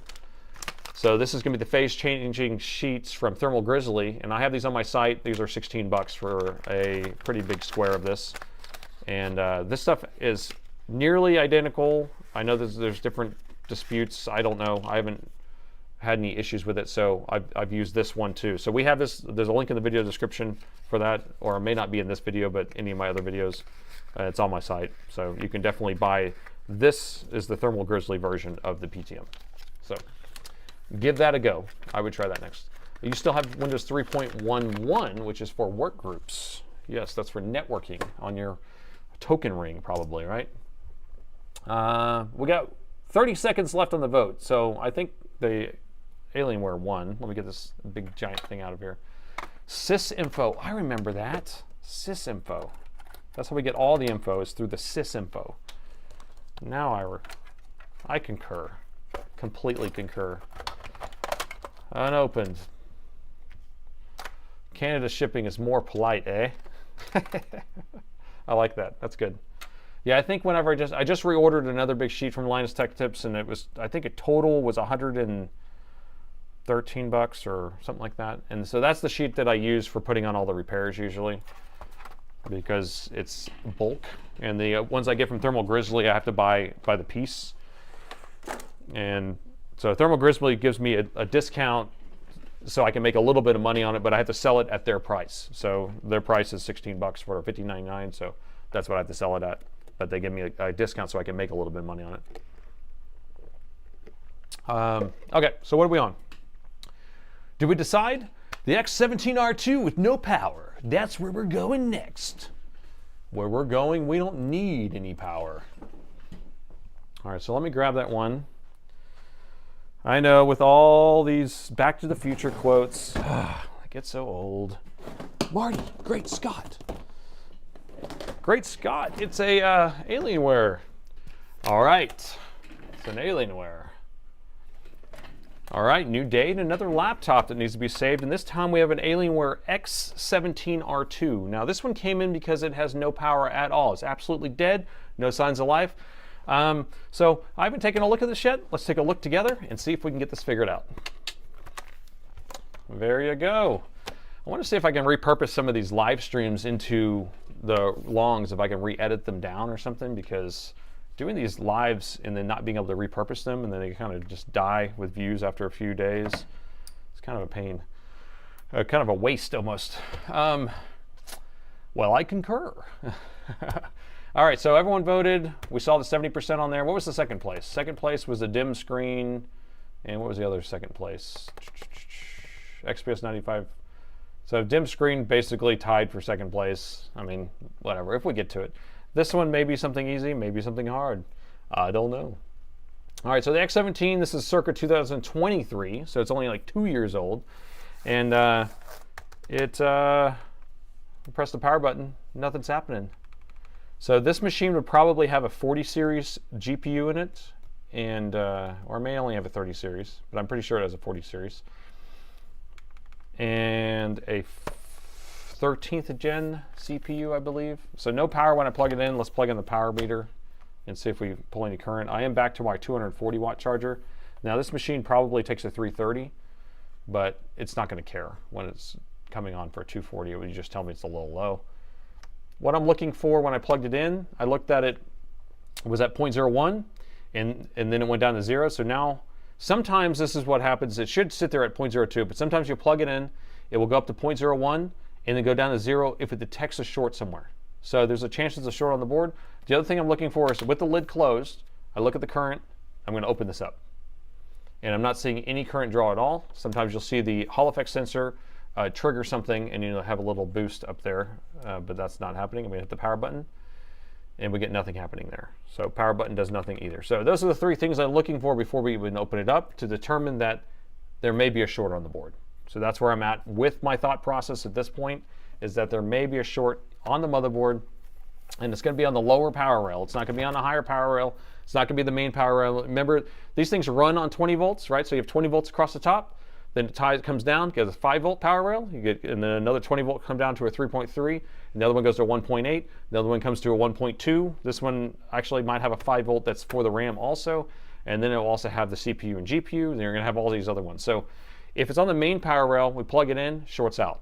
Okay, but if it's on a 5-volt or a 3.3 or something like that, you will not have it short out. It will just basically try to start that power rail up, shut it off. Usually if it's on a 5-volt, I think the machine will come on, but then it'll give you a power rail failure. If it's on a 3.3, I don't think the machine will come on. That's just me just talking. I don't really know. All right, it was already unscrewed, so the bottom is off. And let's take a quick look around. So the main battery here has a serial number, so it's like the Dell OEM serial number. It says Alienware on here, so this battery does look legit. It is plugged in. So when we plugged in the power, it also didn't charge the battery. So we know that we have some sort of issue where it's not going all the way and triggering on a charge current. This machine does have DDR5 memory, so it's going to have a 5-volt power rail that powers the DDR5. And then each DDR5 stick of RAM has a little distribution kind of power rail on itself in there that will distribute out the power. The older ones would always take the power from the board, so you have like a 1.2-volt power rail that would power it. This machine, I always say I love this machine, has 4 fans, really good design. Both these fans on the bottom right here blow out each side. So it blows out the middle, cools the fans, cools the SSDs, then blows this way, cools the heat sinks, and then these fans cool the heat sinks and cool these heat sinks. So very good design. One of the better designs. If I was going to pick one, this would probably be the design I go for. They only made these for 2 years, so 2022 and 2023, I believe. So, and this laptop is Sean's laptop. And so if Sean is here, you can definitely shout out and say hello.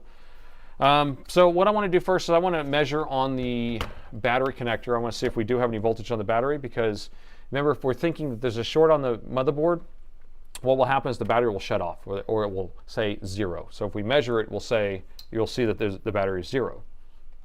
And I want to know if the battery is 0. Don't you? Don't you? All right, so we're going to be careful not to short out against anything.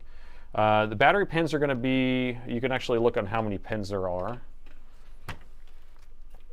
So on battery connectors on Dells, I guess I've never went over battery connectors on Dells, and maybe I'll do that for you.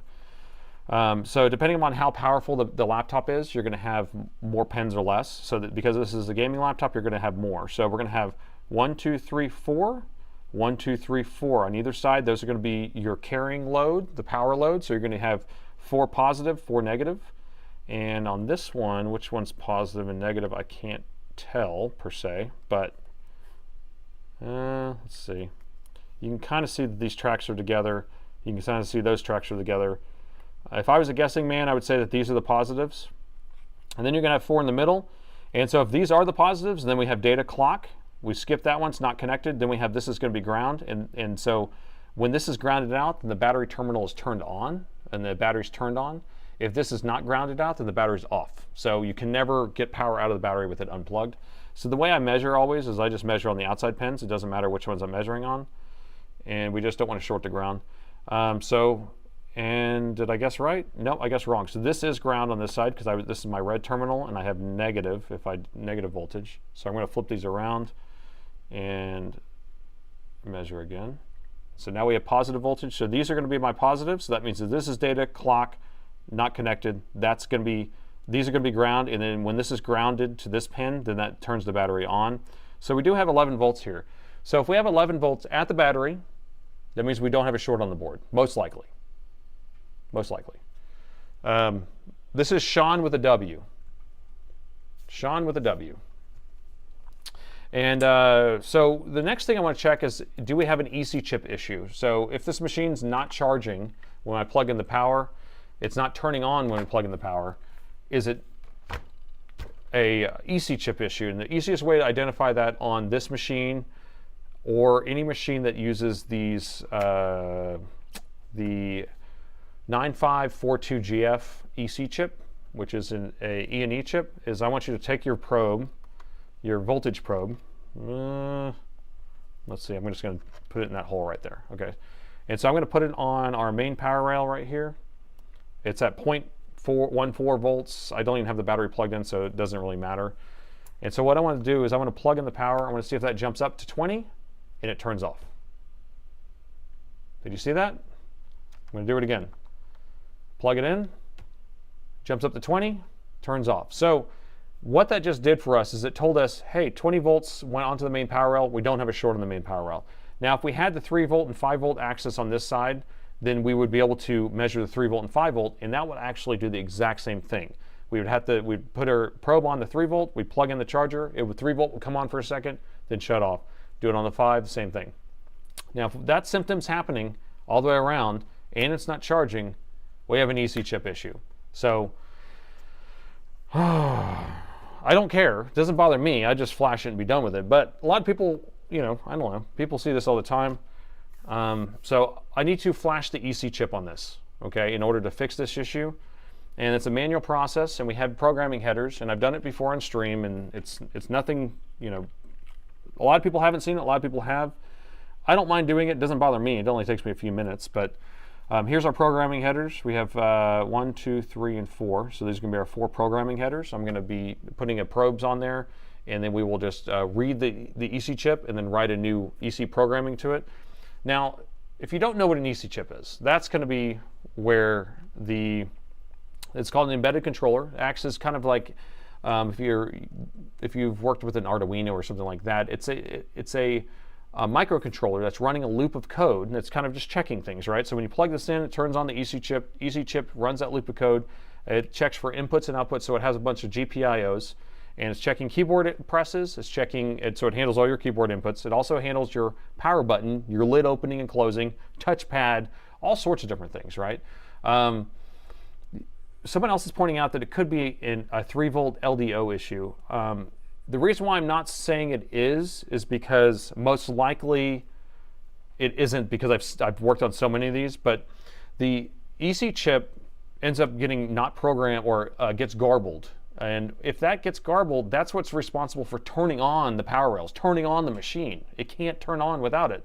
And so some of these other laptops where the EC chip is programmed whenever it first comes on, like so you could just take the whole battery out. Have you ever had a laptop where it said, unplug the battery and hold down the power button and all that to reset it, and then you can plug it back in and it turns back on? Well, that one has an automatic programming EC chip. That's what's going on with that. These don't have that. So we can check the LDO real quick by just checking if we have voltage on our programming headers. So I'll come back over here. And so here's our programming headers. We should have 3.3s on this. So I'm just going to plug it in and just kind of get that over with. So there's our it's 3.1s usually, actually 3.0s. So all these should have voltage except for one of them, I think. So we got 1, 2, 3, and that last one. Nope, all 4 of them do. So yeah, all 4 of them have our 3 volts. So communication lines are up and running to be able to start talking to the EC chip. So this, to me, at this point, I've done so many of them, I would call this an easy burrito. A lot of people would not call it an easy burrito or easy pizza or whatever you want to say. But I'm going to do this real quick if you don't mind. Give me a second. We're going to program this EC chip, and then we will go to the next repair because this will be done. But first, we need some fuel. Fuel. All right. And so if you're wondering which EC programmer I use and what my setup is, I put a list of all the parts I use in the video description. And I know all my regulars have seen me do this plenty of times. Hopefully you're still finding it interesting. But I've seen a slew of these X17R2s come in probably after I'm trying to think what, November update. I think the November Dell BIOS update that Microsoft started pushing out started bricking all these machines. So I don't know. That's what I'm thinking. I'm thinking it's a Microsoft issue. I'm thinking I don't like Microsoft anymore. I'm done with them. But really, there's nothing you can do, and that's just the way they know. They have you where you want you. All right, so we're going to be using my PC Byte setup. And if you're not familiar, these are little needlepoint probes that you can hook wires to, and you just set them down, and they set wherever you want. So I can just set them right there in those contacts. I don't need to solder anything to them. My favorite. There's also magnetic board holders. We're not even going to take the motherboard out, so I don't need these. And you, of course, need your cheat sheet. So here's my cheat sheet. So this is just out of a board view software. Here's that header we were talking about, right? So I was measuring across those first 4. I just kind of circled them, said what it is, and then I label with colors. So the color of my wires, so purple, green, yellow, blue. So I'm just going to put those probes right on there. This arrow kind of points over that I can hook a green over here if I wanted to, because it actually jumps over to this other thing. If it's sometimes it gets a little clustered, but we're going to just jump right onto that. And here's the programmer. Again, link in the video description. So this is the SAS programmer. I can never pronounce the name, so don't make me do it, but it's in the video description. PC bytes inside the video description. And then we extract the BIOS. What I do is I take the BIOS from Dell, I extract it, and then inside of there is going to be a section that is the EC chip programming, and that's what I use, but I already have a copy of it, so I don't need to do that over and over again. So, and what we can do to disable this from happening in the future is if you go into the BIOS afterwards, after we get this thing turned on, we're going to go into the BIOS and turn off capsule updates, UEFI capsule updates. So if you have a Windows machine that you're concerned with getting automatically bricked by Microsoft, just go in your BIOS right now. I don't know if all BIOSes have this, but Dell's in particular, you can go in there, and I think it might be under security, but there's a thing called UEFI capsule update. Just turn that off, and then you will not get pushed automatic BIOS updates. Boom. That will get you fixed. All right, so we're just going to put this underneath here. I'm going to line these up just the best I can. Oh, actually, before I start doing anything here, I actually want to pretend these connections because they are hard to solder to. If I don't pretend them first with some fresh solder and flux or clean them off or whatever, then it's actually kind of hard to get the probe to make a good contact. 3, 2, 1, contact. And my microscope's out of focus on my eyes for some reason in the camera. They're not parafocal. Let me fix that. Okay, that's good. Well, let me turn on my soldering iron. I'm missing some of the chat, but you guys are talking about yourself. It's sass. You're sassing it. Love it. All right, so all I'm going to do is I just going to use my soldering iron to just hit these connections real quick. Some fresh solder. Look at that. That's beautiful. Is that perfect? No, it's not perfect. But why did it do that? Why did it clump up like that?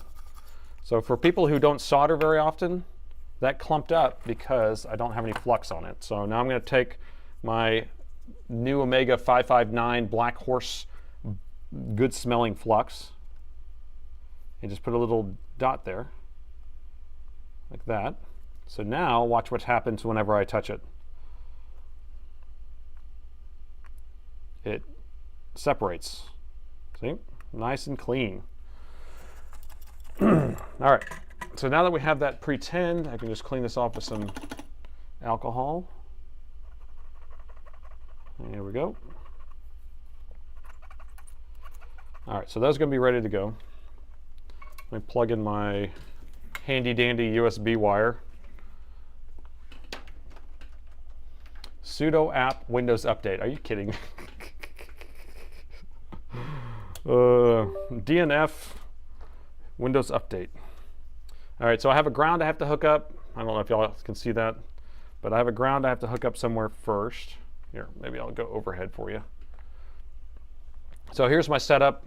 I basically set these things here, have my cheat sheet there, have my 4 wires. Actually, there's a 5th one I don't use. So I have these 4 wires here, and then I have this ground I need to hook somewhere. So I take this ground, and I have to find the best ground in the world. That's the best ground right there. So I'm gonna just lightly kind of put these where I think they're gonna be first. So we're gonna go blue, and I'll just start putting them on here. And I actually was gonna replace the ends on these because they're starting to get kind of worn out, but I haven't done that yet. So hopefully these will attach good enough. You see, it's so loose. So loose. Let me see if I can crimp it a little bit. Try that. A little bit better. Okay, so blue first. So I'm just going to kind of set it close where it goes. What's the next one? Yellow? Yellen? Take our yellow. Again, that's loose. Man. Yeah, I have some new ends. I just got them in today. There we go. Okay, that's good. So I'm going to set that just kind of approximately. Any reason to put flux after solder? So what I do in general is I like to have the area heated up so the flux can flow. So you could flux it first and then do it, but if the board was heated, it would flow better. The flux would flow better at least, and then the solder flows good. So I probably would have put something down first and then did it, but in general, I just like it hot, if that makes sense. I like a hot board. What about you? Okay, and the last one is going to be our purple. Sudo RMRF Windows 11, Windows _ 11. There's no way you can do Windows 11. You have to do underscore. Or it wouldn't be dash, it'd be underscore. Or camel case it or something. Okay, so we got those all lined up in the right order, but they're not actually on the board. So now we'll go into our handy dandy microscope.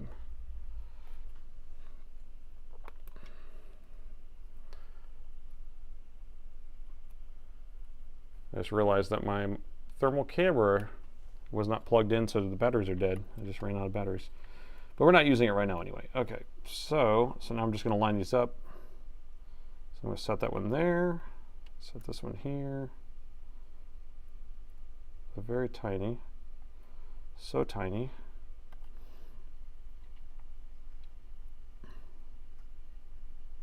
That one there, and this one here.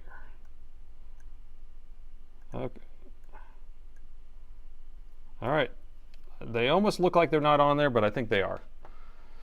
Let me get my software pulled up. Let's see. What view? I can't remember what view I used to use for this. Split screen? I think I use a split screen for this. Split screen. Oh, no, I think... No, is that right? EC chip reader. Okay, cool. Yeah, that's it. All right, so let me pull up the EC chip software.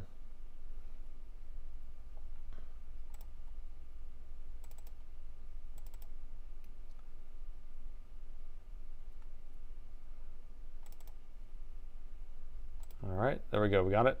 Don't need a newer version. All right, so here's my EC chop. User canceled. Why does it say user canceled?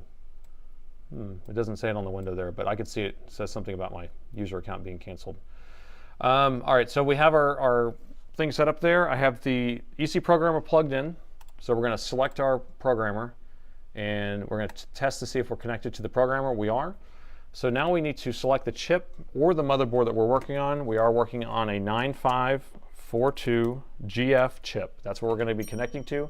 And any of these boards right here actually have that, so I can just select any of those. And I think this actually is the board we're using. Hey, Guyan just sent me a $10 donation. Thank you so much. You're in Brazil and first died after Windows update on a BIOS. I tried to reflash by a chip locker and a CH341. Got the new chip flashed and nothing. Oh no. Okay. Well, it's hard to flash. Like it depends. Like because you have to rebuild a BIOS. So if it is a Dell, you have to have. If it's an Intel Dell, then you have to have a BIOS that has a clean ME region. So that's the hard part about it. So usually you have to build a new one. I would go on the bad caps, see if you can find one that already has a clean ME and just do that. And then if you can go to bad caps and find a new BIOS, then that would be the way to go. All right, so we're going to select soldering because that's what we're doing. And then I'm going to send this programming to the programmer. So now we do have that sent over to the programmer. So now I just want to test connection. It says we're not connected to our E&E chip, but we need to have our BIOS chip plugged in. I said a BIOS chip. We have to have our DC jack plugged in order to power on the board. So we're going to plug that in now. And so now that we have that plugged in, let me get my hand out of the way. Now that we have that plugged in, I'm going to test to see if we have a connection. And look, we got a connection on the first try.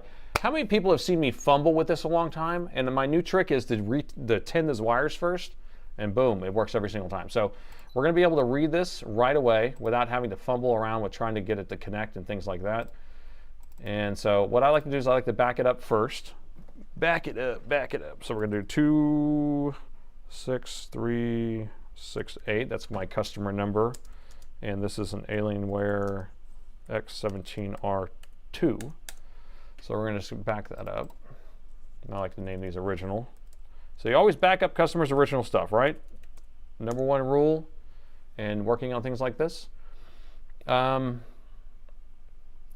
So that is reading the contents of the current flash on the EC chip, the embedded controller.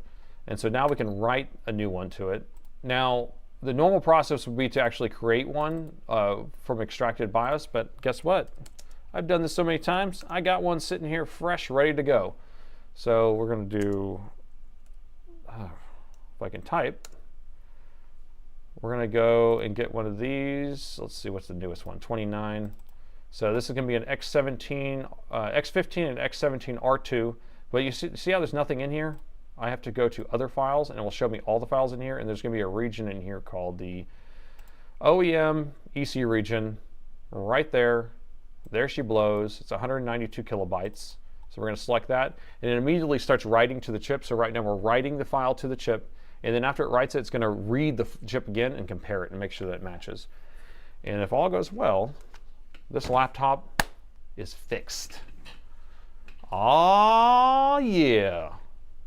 That's what I'm talking about. What Linux distro do you prefer? So what's funny is I used Linux Mint for years. So Ubuntu base usually is what I like. Linux Mint, I like Cinnamon. And so I used that for a long time, for probably 5 or 6 years.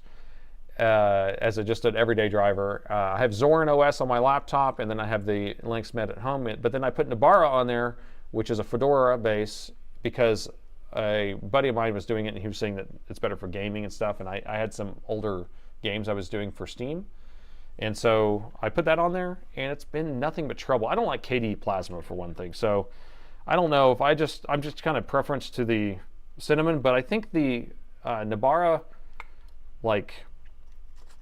update manager sucks. And so I kept having issues with the updating and all that stuff. So yesterday, I actually went back to Linux Mint 22. And I had a backup of my original install, so it was able, I just kind of just stuck the drive in there and it went. So anyway, so that's why Linux Mint 22, 22.1. It's a 7840U. BIOS is a Ubon 2256. Okay, so that means it's running an Intel. So if you, I don't know where you got the BIOS from, but if you got a new BIOS from a source, I don't know where you got it. I mean, if you got it from Madcaps, hopefully it was already written correctly. But if you are trying to create a BIOS, you can't just flash one on there. That's not how it works. So you have to actually create one. So you either take your BIOS and then you have to modify and fix it, or you have to get a good working BIOS, and then you have to clean the ME region, which is the management engine region, because those are all tied to the board that was initialized on. I'll show you in a second what I mean, but all right, so let me get this out of the way. All right, so who thinks this would work? Who thinks I fixed it, bruh? My husband is IT, so to be honest, I get enough tech talk. I like it or not. He listens and said, Jeff Goldblum, right? That's right, because the stammering and the stuttering, that's what it is. I figured out the Jeff Goldblum.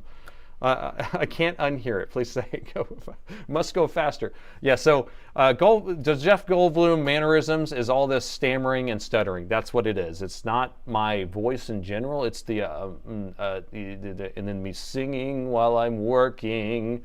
I'm doing these things. That's the Jeff Goldblum way.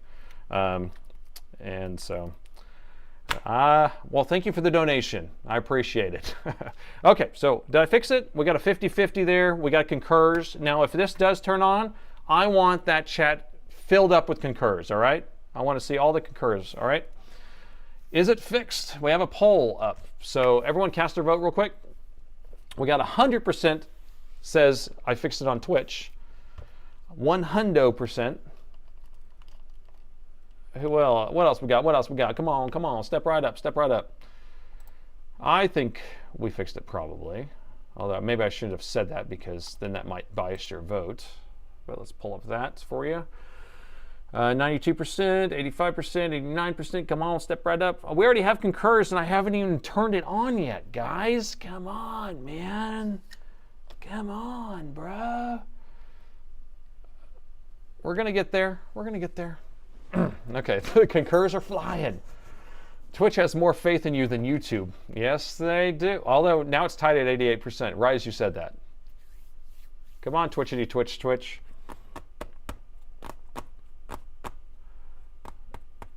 We got concurs X2. Two times concurred. This went too smooth. It probably violates Murphy's Law. It probably does. It's probably because I do about 2 or 3 of these a week at this point. So, got a BIOS file, been from whatever that says itself, 32 megs. Okay. Well, like I said, it has to be a clean ME. And I'm going to show you in a second. So let's just turn this on and then I'll show you what I mean by clean ME using ME Analyzer. Okay. Okay. Here we go. So I'm going to say that y'all think I'm going to fix it, but we still have some sourpusses in there. We got 14 and 17% think that I don't know what I'm doing. Are we going to have picture? Microsoft forcing updates sucks. I concur. I concur with that. I concur with that. Okay, so I'm going to go ahead and move on. The votes are happening, and I think most of it's pointing towards yes. So if you haven't voted, you're welcome to do that right this second. 3, 2, 1. I'm going to plug this in. We got 100 people on Twitch, and we only have 25 votes. That's horrible. Come on, people. Come on, people. All right, we're going to do it again. Okay, I'm going to plug it in. You ready? 3, 2, 1. Bzz. Okay, now we're sitting at 0.02 and then went to 0.22 and then we got 2.76 and we got 4.62 and we got 90 watts going on. Look at that, and I haven't even done anything yet. All I did is just plugged it in. I think that it's charging the battery at 86 watts. What do you think about that? Because the machine should not power on its own. So we might have some magic smoke, but we can say, it's charging. All right, let's see if we can get picture. If we can get picture, you guys better let those concurs fly. Here we go. Come on, bulk concur. I got keyboard backlight. We have picture. Boom. Look at that. See? See? See? See? You got to have faith in me. You got to have a little faith in me. Yeah, there we go. Concur. Boom. Yeah, so that one, perfect. It was perfect. So you see how I kind of diagnosed that? So we plugged it in first. We saw that it went up to 0.01 then went down to 0, right? So that either told us that there was a short on the board or some sort of issue with the system being able to start up a power rail of some sort. Now, then we noticed the battery wasn't charging, but the battery did have voltage at the terminal. Now, if the battery did not have voltage at the terminal, I would not have went to the EC. I would have went to a short somewhere on the board, or I would have grabbed a test battery, plugged it in, or tried to push current to the battery or whatever. And then the fact that we saw that it came up momentarily, you know, the power rail came up momentarily and turned back off, that pointed towards the EC chip not being able to, you know, finish its loop cycle or whatever it was. So this definitely would have been a system that would have been bricked and not fixed at any other shop. So I thought you were gonna break out the George Michael. You gotta have faith, faith, faith. I gotta have faith, faith, faith. Baby. Yeah, so, but like I said, any other shop would have probably just said that this is a bad motherboard, would have probably spun the wheels for a long time trying to fix it. I've done that in the past on this machine because I've worked on it so many times, and whenever I figured out this trick, it saved a lot. So this affects the X17R1, X17R2, the X15R1, the X15R2, the M17R2, 3, and 4, the M15R2, 3, and 4. They all have the same chip. They all have the 42GF chip. And that chip, for some reason, has a tendency of getting boinked. It happens more on these X series for some reason, but again, not a big deal. We were able to get it fixed. And Bob is your uncle. So that deserves you. Go buy a t-shirt. Come on, man. Do it. I want to see how many t-shirts I can sell during the stream. Okay. All right, so the second place was what? What are we working on next? Or are we calling it a night? We've only been on stream for 2 hours. Come on, man. I saved another laptop. So, might install Bazite tonight if you're not tired. Yeah, see, that's the other thing I was looking at Bazite. Was Bazite Arch or Fedora? Because I know Bazite's supposed to be really good for gaming. It's like, you know, it has the Steam Deck type of setup or whatever. You're coming down with the flu too? Man, I was feeling like crap last week. Oh man, that cough, I had such a bad cough. I mean, after a BIOS update, it turns on, no light on the screen, 50% fans, and it stays on. It just hangs there. Yeah, then that's a bricked BIOS. You'll need to manually write a BIOS on there. Now, in that type of situation, you might be able to do, you can rip the BIOS. Oh yeah, that's what I was going to show. Let me show the other guy this BIOS stuff real quick. So let me switch to our screen here. Here, let me pull it up so I can see the chat at the same time. All right, so this is my BIOS backups. Okay, so we want to go into my BIOS tools. And so you want something called ME Analyzer. So we're going to open ME Analyzer, and I want you to open up your BIOS backup that you have. And I want to show you, so these are all, hold on, these are all BIOS backups. What's going on here? Okay, so here's a BIOS backup right here. So this is, if I just drop this right in here, again, this is 32 megs, just like the one that you have, okay? So if I just drop that right in there and run it, the ME Analyzer will tell me that this BIOS has been initialized, okay? So if you see file system state initialized, that means that the ME region of this BIOS has been initialized to a particular laptop, okay? So if you download a BIOS off the internet from some site or whatever it is, and it says initialized, you could not put that on your computer. I mean, maybe it will work. I've seen it work sometimes, but you cannot do it.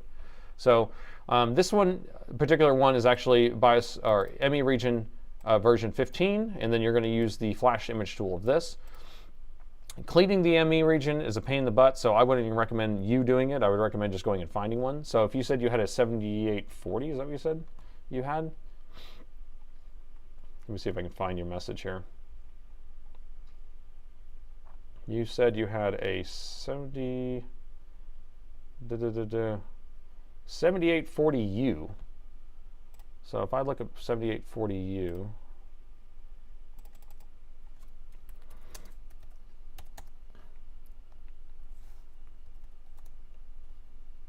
let me go to Dell.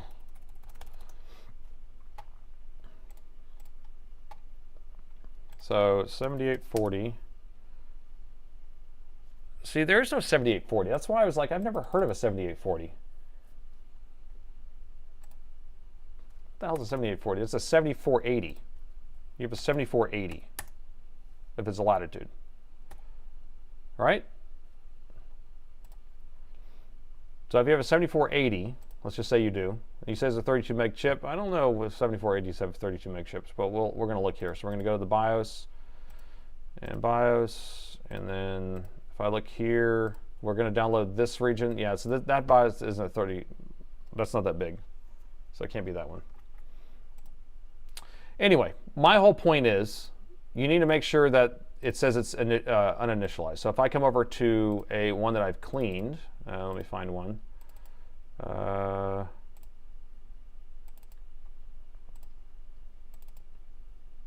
So this one says clean ME right here, so that means that I've already cleaned it. I've already made a fresh ME region on it. So if I take it, put it in here, you can come all the way up here and you can see that it should say configured or unconfigured. Either one of those is fine. It doesn't really matter, but you want it to say this. Okay? You want it to say that, and then you can put this BIOS on any model that is the same model, obviously. So this goes to an X17R1, so you can put that on there. All right, hopefully that clarifies things.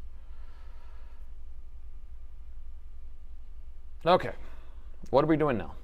Concur squared. I love it. That actually might be a good shirt, Concur squared. I like that. To the power of square. Okay, Bakelite is Arch-based. It likes SteamOS. Now, I heard today, but SteamOS is all AMD everything, so it's kind of picky with its AMD stuff. Dell 7840U is another brand name. There ain't no Dell 7840U. We just looked that up. Unless you're talking about a tablet or something. 7840. There's no 7840U. It would be right there. If there was a 7840, it would be there. So I'm telling you, there's no 7840. So that number's made up. So it must not be a Dell. If it's not a Dell, yeah, I got nothing. I got nothing. Oh, it's a Ryzen 7840U. Haha, that makes sense. G15. Okay, G15 is too generic for me. Can't help you. It needs to be 5500. You need to have 5505. You need to have some sort of model that goes along with it. Run the service tag. Bakelite is not Arch-based. It's Fedora. Okay, so now we're going back to Fedora-based. Okay, 9500 is next. Okay. I like how people are like nudging me along. Okay. All right, let's do this next computer. Do we want a 9500? You get a 9500. You get a 9500.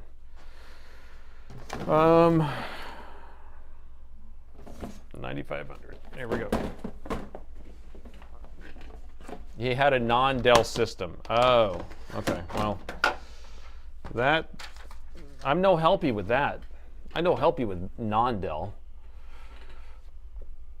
There's a 78, yeah, it's a 7840 tablet. Oh, no Fixie, G15 next. Okay, wait, oh wait, that's right. So is the G15 next or the XPS? I think the XPS was next. G15 was going to be probably the easiest. Do we want easy or do we want hard? The brand is that brand. Okay, by Geeks 1S. Okay. All right. Well, I can't help you. I don't know. I don't know anything about any other laptop or computer. So, asking the wrong person. I only work on Dells and Alienwares. That's it. That's all I've ever done. Never even opened up a different brand. So, call me useless for that. Call me useless. But I kind of gave you the kind of rundown. We're doing G15 next. Only easy days.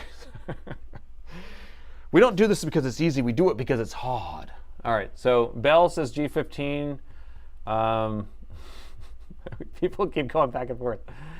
I have the XPS on my desk right now, so we're just going to do the XPS real quick since it's not. I don't know how quick it's going to be because these things can be a pain in the butt.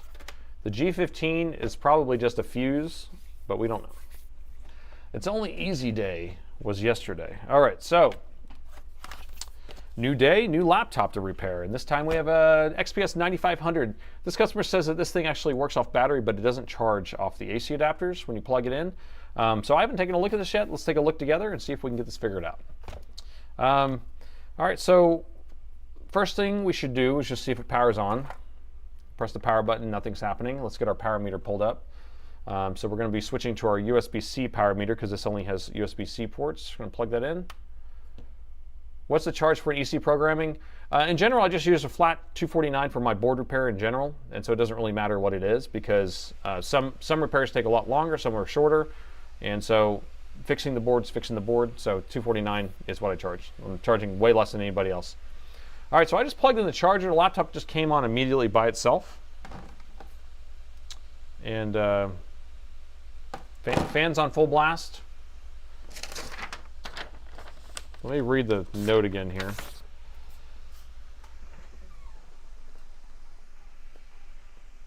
Oh, we got a spam call right now. Should we answer the spam call? We should mess with the spam caller. Maybe they can fix my roof. I saved another laptop. Is it fixed already? You gotta be kidding me.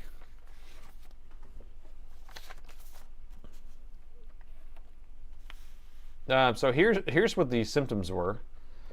On battery, keyboard lights up, computer will not boot. You get a blank screen. With AC adapter, the keyboard will turn on and the screen will remain blank. Press it and you get an amber solid amber on the front. Okay. All right. Battery's not detected. Oh, you can't see that. So the machine's on, obviously. So this is so exciting. I'm so excited at this point. This was easy. Now, so the battery's not here. Should be in this area. So let me turn it off and see if the battery's plugged in. Now, again, this is another laptop where the bottom is not really even hooked on here. Now, this could be because it sometimes goes through another tech before it comes to me as a board repair. But this doesn't make sense because my other tech would have looked at this and said, he said the board was bad. So why is it here? And the battery looks like it's plugged in to me, but I don't think it is. I don't think it is. This machine does not use liquid metal, by the way. That does not look like it's plugged in. It looks like it thinks it's plugged in. Now it's plugged in. Okay. I think my tech might have been sleeping on the job or something. Okay, we're going to plug this in again. All right. Current 0.02. Open the lid. Power's on immediately. You see how I kind of waited with the thing shut? I just wanted to see how it responded when I plugged it in. Then I wanted to see how it responded when I opened it, right? So we're kind of trying to read all these different aspects. What we're going to be testing next, because there's a possibility. Hey, thanks for that donation again.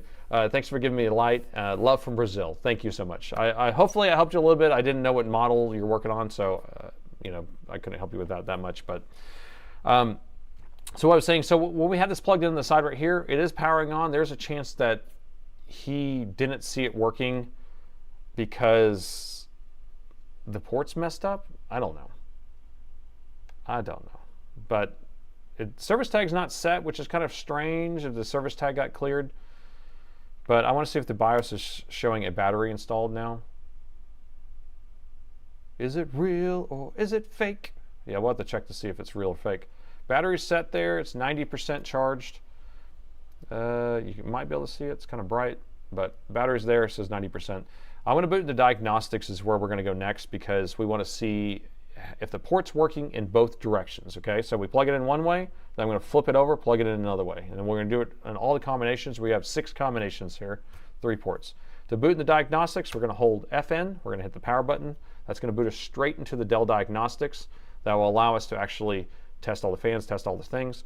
And then we can actually see the current going in the battery, current coming out of the battery, things like that. So that's what we want to see. We're going to see if the battery is real or fake in a second, though. Well, nothing says I have faith in you like sending you a laptop worth $25,000.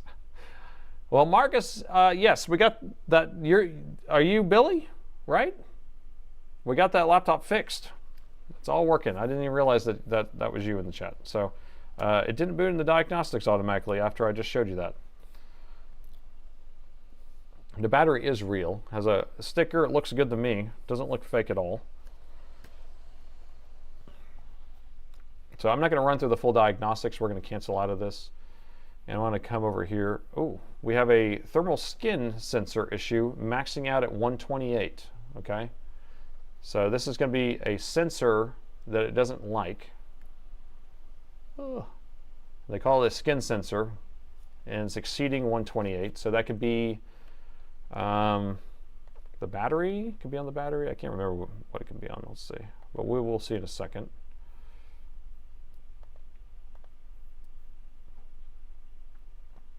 All right, so I'm looking here. Gosh, this thing's all blowed out. Let's see if I can make this a little clearer for you.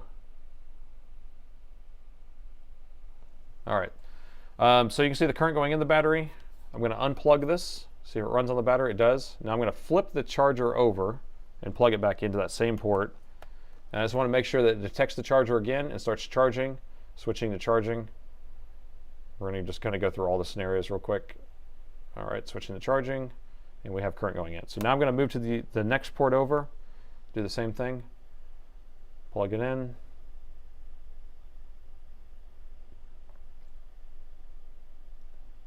And that's working, charging, there we go. Now I'm going to flip it over. Uh-oh, jumped down. That was me. Uh-oh. Okay, there we go. Yeah, 0. Let's see if it starts putting some current in there. We're waiting for it to actually put some charge current in there. I'm not seeing any charge current. Let me unplug it, plug it back in. Okay, it finally triggered. Took a second. Let me try it one more time. And then we're going to move it over to the other side. Yeah, Dell did just bring back the XPS, which is nice. All right, we got current going in. It's only 51. Okay, there we go. So now we're going to check the other side. We have 2 more scenarios. I need to make it through all of these real quick. I know that it might be a little bit boring, but this is how I thoroughly test things to make sure everything's working perfectly. Remember, any of my repairs, 1-year warranty, parts and labor, includes shipping, everything. Boom, nobody does that. So I have to make sure everything's good. So I'm wiggling the port. That one's fine. And that includes even my parts. Whenever you're buying parts on my website, you get a year warranty on it. And I don't even get a year warranty on the parts I'm selling. All right, so there we go. All right, so all the ports work. So what's wrong with this laptop? Well, the only other thing I do see is this skin sensor thing. So let me scroll down just a little bit. So we do have one of our sensors. Oh my gosh, it's killing me. We do have a sensor maxed out at 128C, so that's pretty hot. But you see how it's pegged? It says low is 128 and high is 128. That means it hasn't moved. So that means it's a false reading. It means that it's not like getting up to 128. It means that it's just maxed at 128. So let's see if I can fix that. Brightness, back up on this. There we go. So I don't know what sensor that's for, but I'm pretty sure it might be this. It is. So this board right here is our SD card board and USB or an audio, and there's no jumper wire across here. If there's a little ribbon cable, if I have that plugged in, it will fix that issue. So I'm not worried about that sensor. We'll be able to just fix that. So what is wrong with this computer? Is it this? Is it their charger? Is it their charger? I don't know. Put some lotion on the skin sensor. I want to warranty that 1997 laptop. Oh no, DIY Dave. Actually, there's no warranty on that laptop. No warranty. I don't know what's wrong with this laptop because I don't see anything wrong with this laptop. Let me read my tech notes, see what he said, because he obviously sent it to me. He obviously looked at it and said, there's something wrong with this computer. So let's see what he said. He said, I confirmed that the keyboard turns on, although the screen stays dark. Seems that the system is moving around between 0.21 and 0.14 amps. I would take a look inside and try unplugging the battery. I believe the system is getting a postcode. I'll see if we're removing the RAM. He removed the RAM. With a new BIOS written to the system. So he said he wrote a new BIOS to the system and it was getting an orange light of death. That's why the BIOS is cleared. And they left a message with the customer letting him know that it's going to be a board repair. So he fixed it. And he didn't even know it. I'm taking credit for it and he fixed it. Okay, well, that was fun. All right. So we get to go to the G15 anyway. Are we having a debate on which one's better, 95 or 98? What about 98 SE? Is 98 better? Do we have a shorting MOSFET? No, the system's working. I don't know why he originally got an orange light of death. Orange light of death is like when you press the power button, it doesn't power on. Maybe he didn't have his charger plugged in. Maybe I don't know. sometimes it's tricky because like I have this meter right here. I really like it because I can plug my charger into it, and then I can see that it's on. And then when I plug this in, I can tell that nothing's happening, or if something's happening or nothing's happening. His just has a light right here, and then he has a meter he puts on there, but I don't know if he keeps it on there all the time. And so maybe he didn't know that it wasn't, his charger was shorted out or whatever. Win 2000 is better. I never ran Windows 2000 one time, ever. I skipped right to from 98 SE to, I did ME for a second, and then went to XP, and I was XP all the way. Please, ME was the best. Yeah, with Clippy. Clippy was the best. You're my boy, Clippy. You're my boy.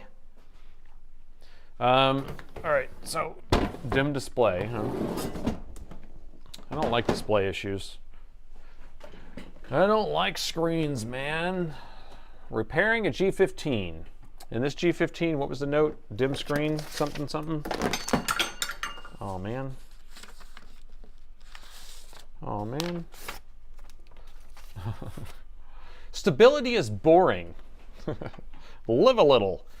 All right, so here's our G15's note. It says, dim, our display is very dim. Cannot see anything unless you shine a light or it's held up against it. And it's blinking a 2.8. LCD replaced, replaced the LCD 1 year. Didn't fix the issue. So what do you think the issue is? Could it be simple?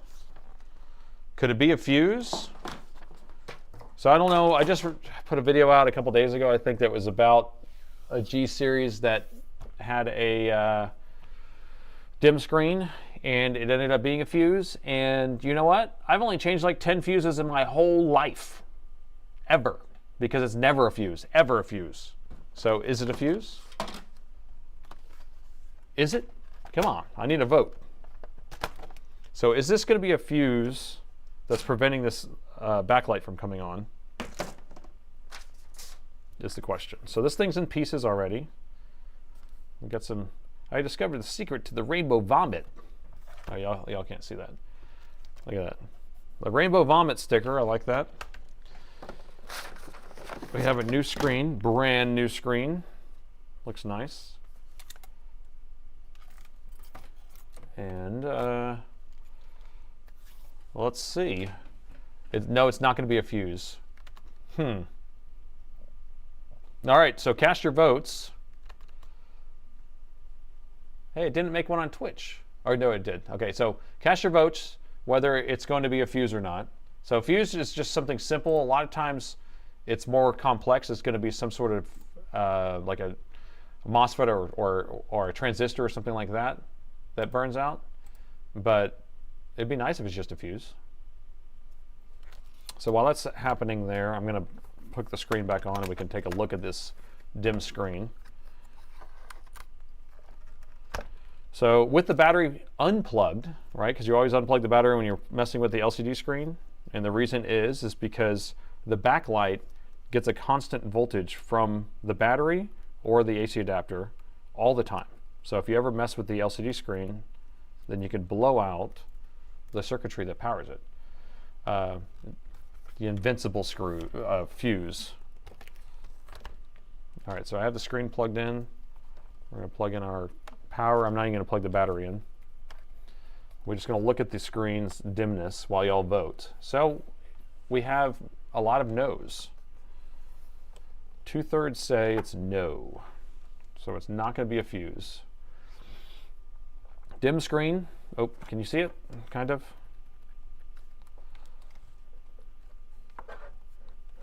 You can see the Dell symbol here. That's not just image burn. That's actually a dim screen.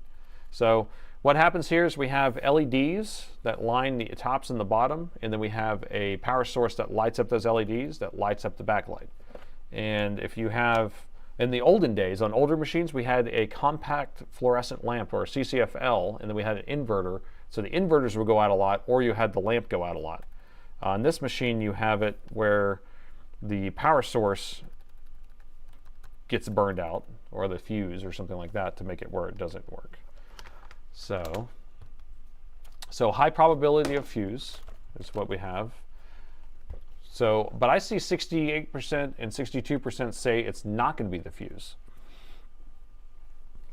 And that's probably because of my bias that I just said, bias that I said that I've only changed like 10 fuses in my whole life. Must be a fuse. Muse be a fuse.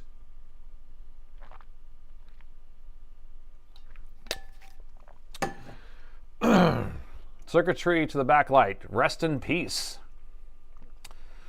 It could be because it's a Dell, dude. Yeah, bro. Change the voltmeter screen, please. Oh. Boom. There you go. Thank you.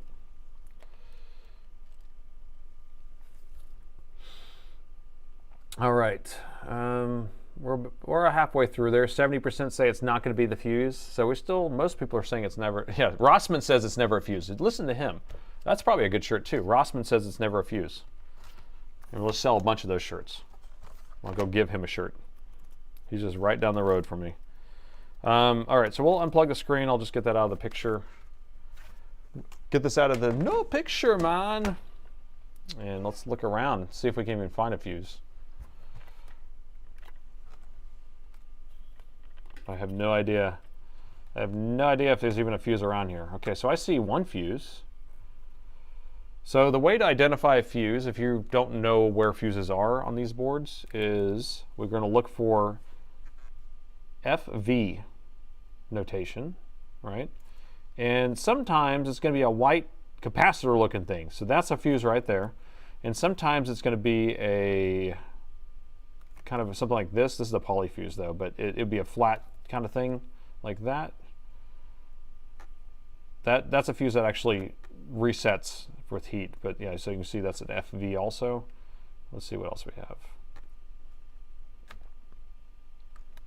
I don't see any other fuses. So this is going to be the fuse that that's going to be most likely the blown one, and it goes right here on these legs. If we can get it to show up very well, let's see. So you can kind of see the traces right there. 1, 2, 3. Those 3 legs come over here. We have a diode, and then we have a fuse, and then this is going to be the power rail that powers that. It's probably goes straight to the battery or straight to the main power rail. Dude, you're getting a Dell. 30-cent component, 3-cent fuse. Yeah, I wish that they would have fuses, more fuses, but maybe they would blow too much. They would blow too much. Okay, poll's ending in 5 seconds. I'm going to just go ahead and measure this side of the fuse. So this side of the fuse, okay, so to finish it up, 56% on YouTube says that it's not going to be a fuse, and 65% says it's going to be a fuse, or not going to be a fuse. So majority is saying it's not a fuse issue, and we will know in about 2 seconds. All right, so this side of the fuse, which should be, I have the battery plugged in. We have voltage on this side, coming to this side of the fuse. Now, if I just put my probe on this side and we don't have voltage, then we know the fuse is blown.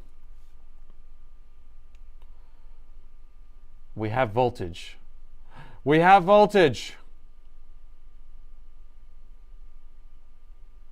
Oh, by golly, by golly. So we have voltage. I'm actually surprised. I'm actually surprised. Okay, so now let's plug in their screen, unplug the battery. Twitch often doesn't show polls because of it's off the screen. Yeah, so that's why we try to remind everybody. So I'm going to plug this in. I have the battery unplugged. I'm going to look at the connector here, make sure everything's good and kosher. Plug that in. Okay, I'm going to leave that flipped up. Now we want to test to see if we have voltage again right there at the backlight, or the fuse. We have 10 volts on that side. We have 10 volts on that side, so we are getting 10 volts at the connector. All right. Okay, so, wow. I'm surprised, actually. All right, test screen. Oh no, that's bad. Yeah, so, okay. just to recap what my brain's kind of thinking right now, and probably other people are doing this.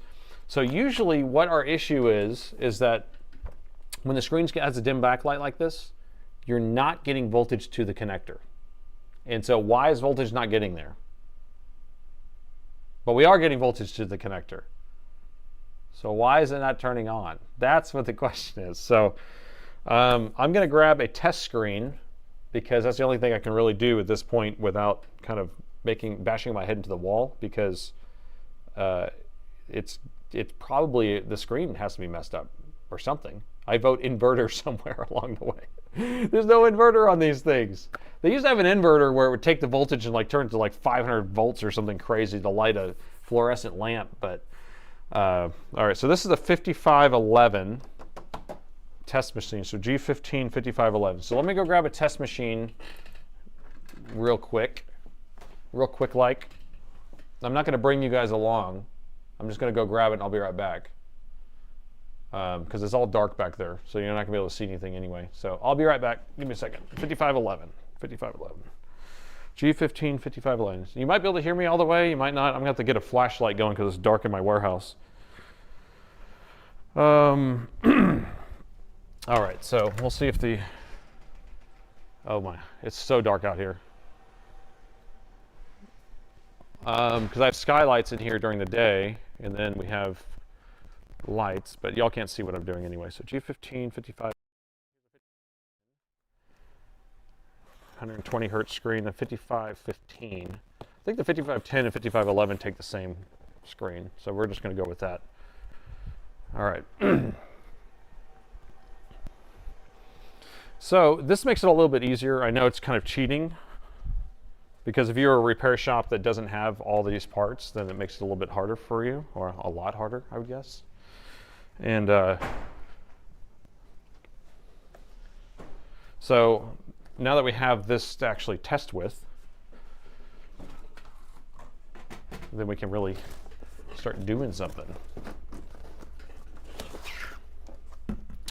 All right, so here's my 5510 test machine. We'll have to unscrew the screen off of here. Let's make sure maybe we should make sure it actually gets a picture. It's the flyback capacitor. Probe the flyback. So if anybody knows TV repair, that's what that's a reference to. I don't even know if this thing works. Again, my test machines are always kind of sketchy because we test so much junk on them, plugging in so much questionable things. Okay, well, it's not turning on, but I can at least unbolt the screen.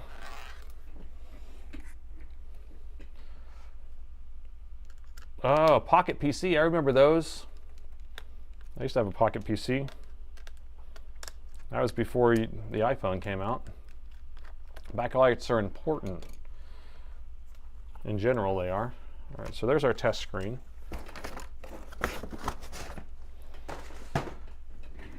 And we will plug it in right yar. And if this just batteries unplugged, you see how I just go over here? If you're working on a screen ever, just always go over there and just flick the cable. Just do an old flicky flick like that. Every single time you're going to mess with the cable, the battery cable, or the screen cable. All right, so that's plugged in. My screen is dim. Down at the pool in the sun. It works perfectly, right? All right, so let's plug this back in. And is it going to power on? All right, I think it's powering on by itself. And we got a dim screen again. What? What in the wide world of sports? Well, that's got me kind of baffled, actually.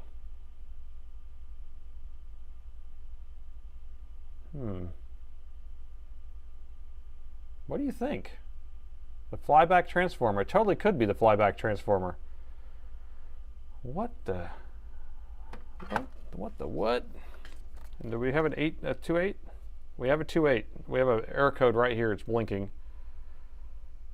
So for some reason, it's not detecting that the screen is plugged in there. Do you think we have a bad... I don't know. We're just going to have to measure everything. blazing MOSFETs.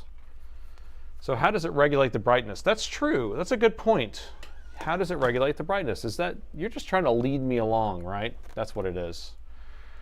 Backlight circuit in the motherboard is what it probably is. Are we going to have any of the PWM stuff here?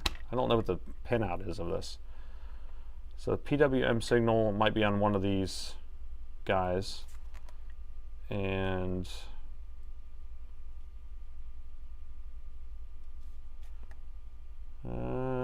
because sometimes you can just short out, like we can just take like a pair of tweezers and just go like, okay, we just want max brightness, and we just go like that, you know, or something like that. We just short these together. But I don't know what the pinout is, so let's see if we can find a schematic for this guy. KA455P. Let me take a look and see what we got. KA45P. K455P.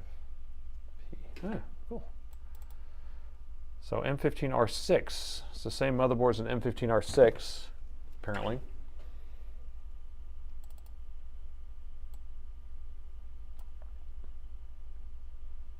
Alienware. So it's the same motherboard as an Alienware. So here's our board. And we will be looking for the LCD connector right here, okay? And we're gonna need to find the PWM. So here's our voltage in, right? So 19 volts through the fuse. That's what we had, 19 volts there, that's fine. Here's our VDD, so we need to make sure that we have our VDD there. And we'll check that in a second. And then there's our enable, but that goes through there. So we're going to check that next. But that doesn't go on any of these pins. So this pin right here, it's a diode. Okay. And then what else we got? Data. Just looking for brightness. So that's all the picture stuff. It's all picture stuff. So brightness, camera. Huh. I don't see the PWM. Did y'all? Am I missing it? Yeah, 10 volts is on the battery because I had the battery plugged in. I'll have 20 volts if I plug in the main charger, but it's just because I was just testing with the battery. Low voltage is better voltage, right? LCD brightness, there it is. Okay, so R1, backlight control, and then that goes over here to this guy. That's going to be our dude right there. So PWM, LCD test, backlight control, and then goes to R5. So I want to see if this has voltage on it. We might be able to just bridge across and just turn the thing on full brightness. Okay, so I'm going to hook their screen back up.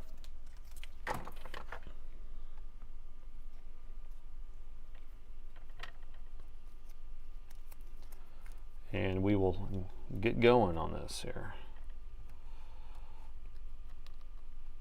Okay, battery's unplugged. Remember, I just check it over and over again. All right, so it was that one, I think. So DV5. So DV5 is that guy. Where's my tweezers at? Tweezers. Okay. Here's DV5. Wait, does that say DV5? DV3. Let me zoom out so you guys can see. I'm going to flip this because we're looking at it the other way around. So I'm going to flip that around. All right? Yep, so this is the way we're looking at it. And so I'll flip back for you. I can't see what it looks like. Here, let's do that. Okay.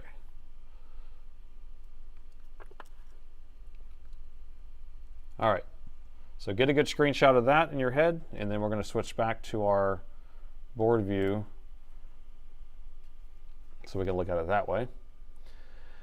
Okay, double diode. So that's a double diode. I don't know if that's a double diode, is it?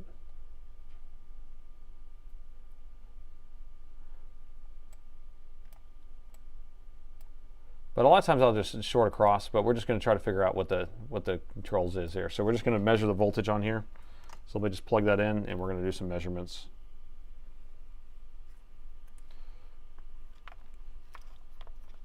So, okay, I have the charger plugged in this time, so we're going to have the 20 volts on that one line, and then everyone will be a lot more happy, a lot Moss happier. Where am I going to put my ground? I need a good ground. Okay. Can't see what I'm looking at here. All right, so 20 volts here. There's our 20 volts. If I had a better ground, it would look better. Darn it. I need a good ground. Okay, let's try that again. The backlight's not on again. Did the machine already shut itself off? Let me try this again. I'm going to hold that on there. I'm going to unplug the charger, plug it back in. 3, 2, 1. 19 volts. I know you guys can't see the screen, but dim screen, got a dim screen, and then it's off. All right, so now that's off. I just want to measure these voltages real quick. Nothing, nothing, nothing, nothing, nothing. Okay, so now I'm going to reset the charger again, and I want to read what we're having here. I got it plugged back in. Nothing, nothing, nothing, nothing. Why are we not having anything all of a sudden?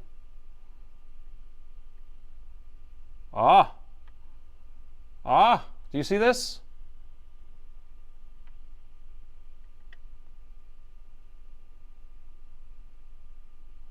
Is it? Wait a minute. Hold on. This is breaking my brain. I think it's because I have a bad ground and it's pissing me off. Hold on, let me make a good ground here. I just need to take one of these screws out.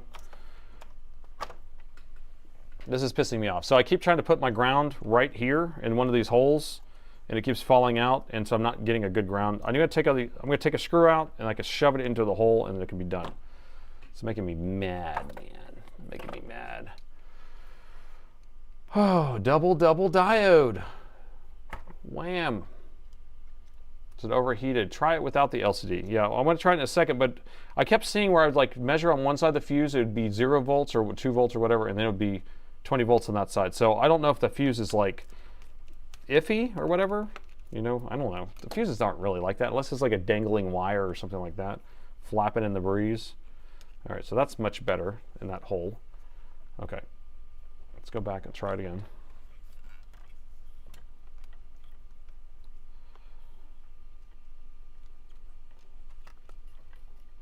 Okay.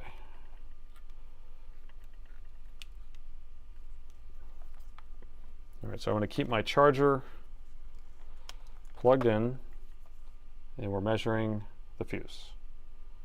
We got 19 volts. 19 volts, 19 volts, 19 volts, and I got a dim screen. Right as I got the Dell screen, it went dim. Now we have 20 volts again, but the screen is off. The screen's off, and we have 20 volts. Now the Dell screen's on again, and the screen went down to 2.2 volts.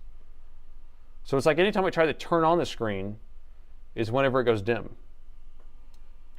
But let's see if this stays steady the whole time. So I'm going to reset the charger, plug it back in. So we're at 20 volts. I'm resetting the charger. I want to see if this ever dips down, because on the opposite side of the fuse, it keeps dipping down at low voltage. So I'm going to tell you, Dell screen's on. We still have 19 volts, 20 volts.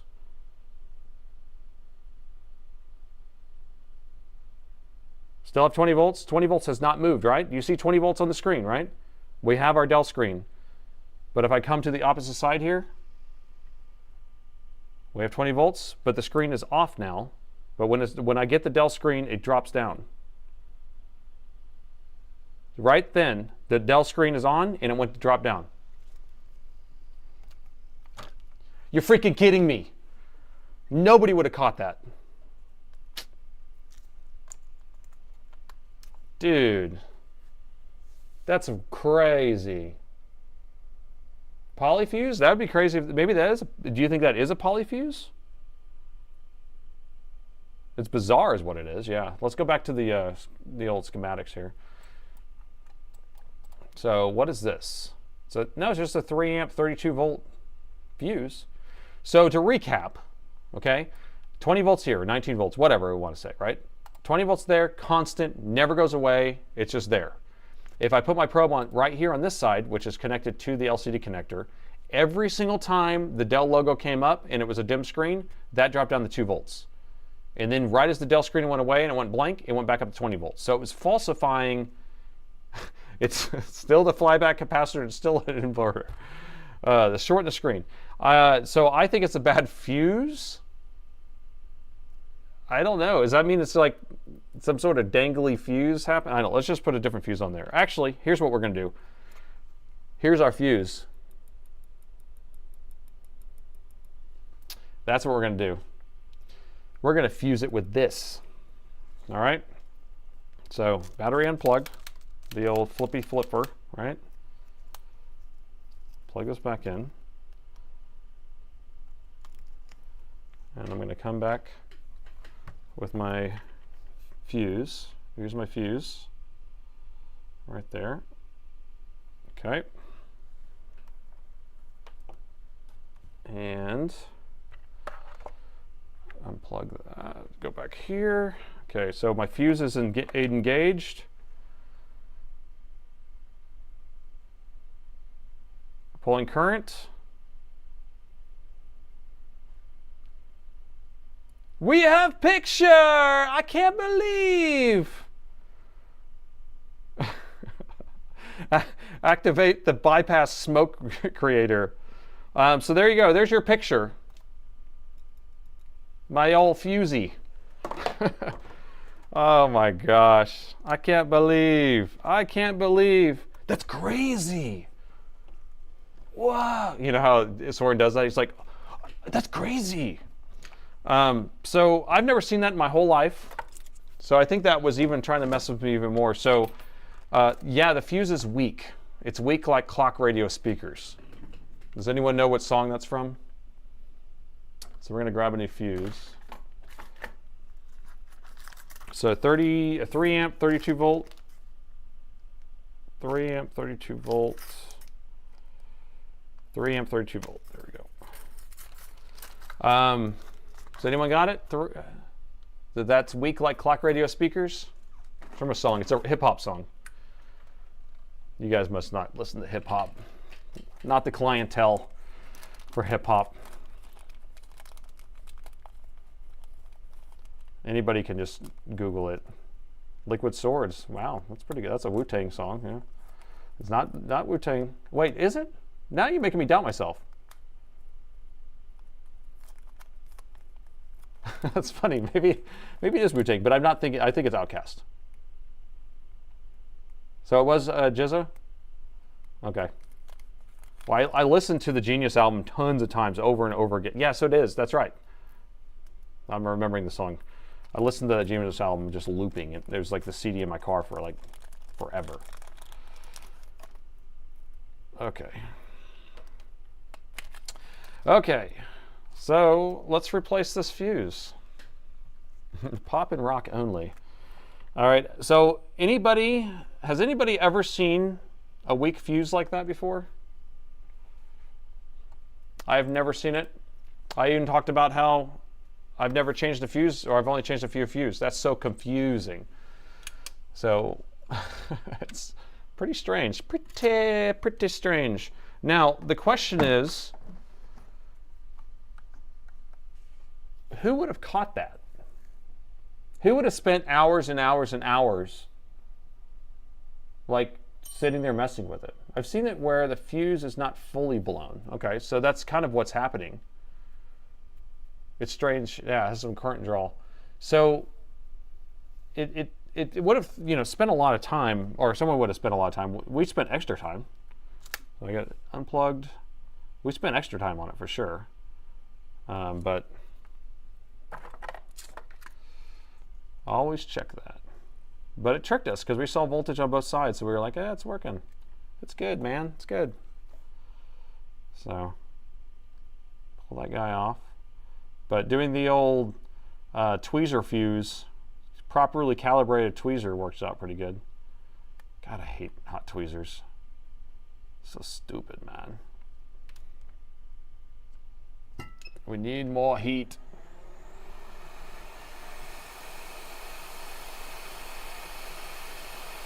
Okay. Properly calibrated fuse. So voltage is being fed back from another source until the current is being drawn back. Do you think that's what's going on? That sounds complicado. Sounds a little bit complicated. God, this stuff is sticky. Let me get some air in here. Smells like pine needles. It's the flyback capacitor. And put some lower melt solder. Just some leaded solder. All right. See if these are the same size. They look pretty close.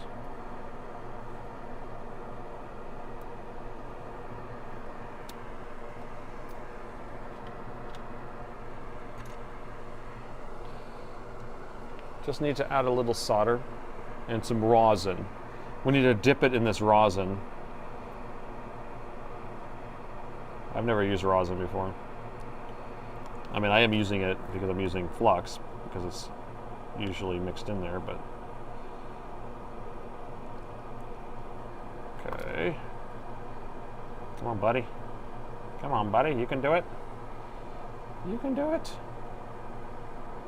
There we go. Perfect. Not really.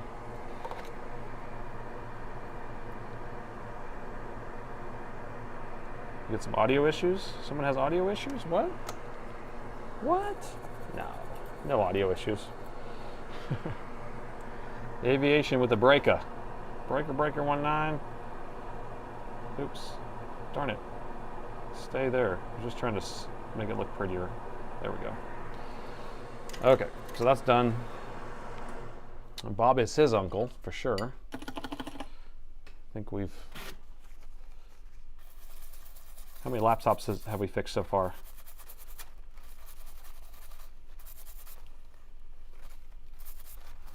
Not the best looking fuse, but it'll do, Mr. Goo.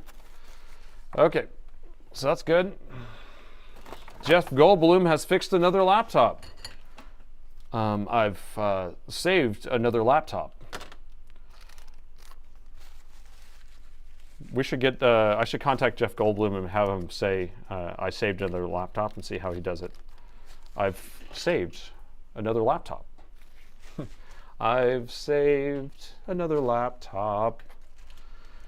Okay, enough of that shenanigans. Let's plug the screen back in and see it work without my tweezer fuse.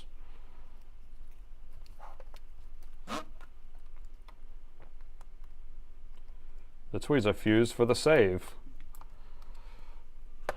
Plug this back in. Okay.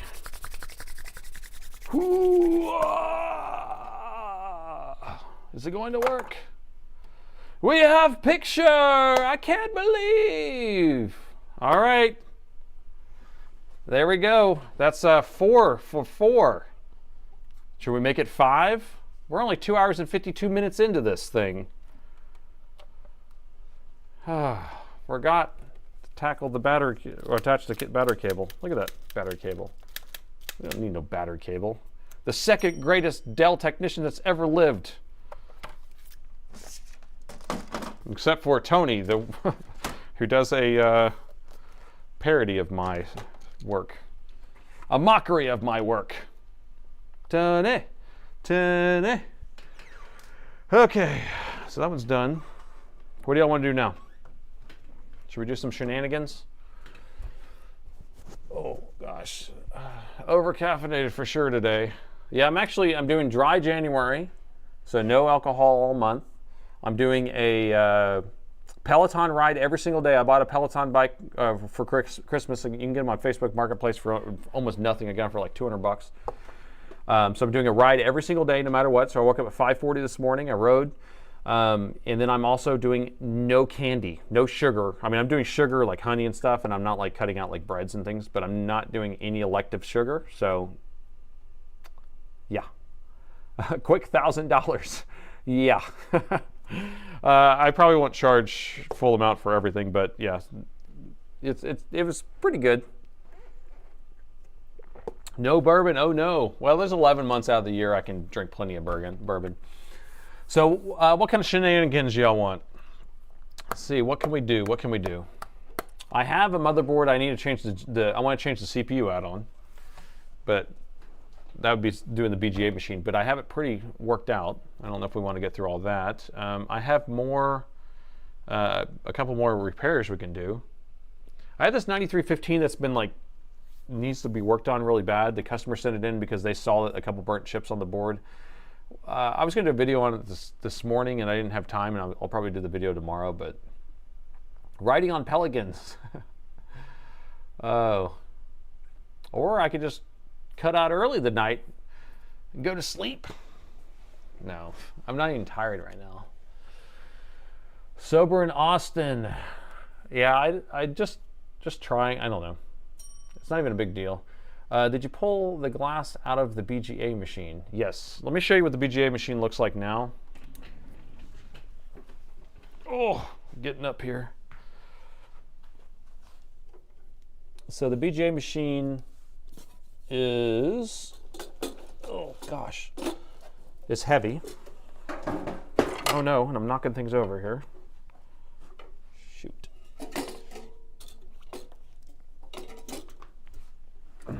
I'm trying to set up like a new table that's next to it that's permanently makes it where it's set up. But right now I have to kind of move it back and forth.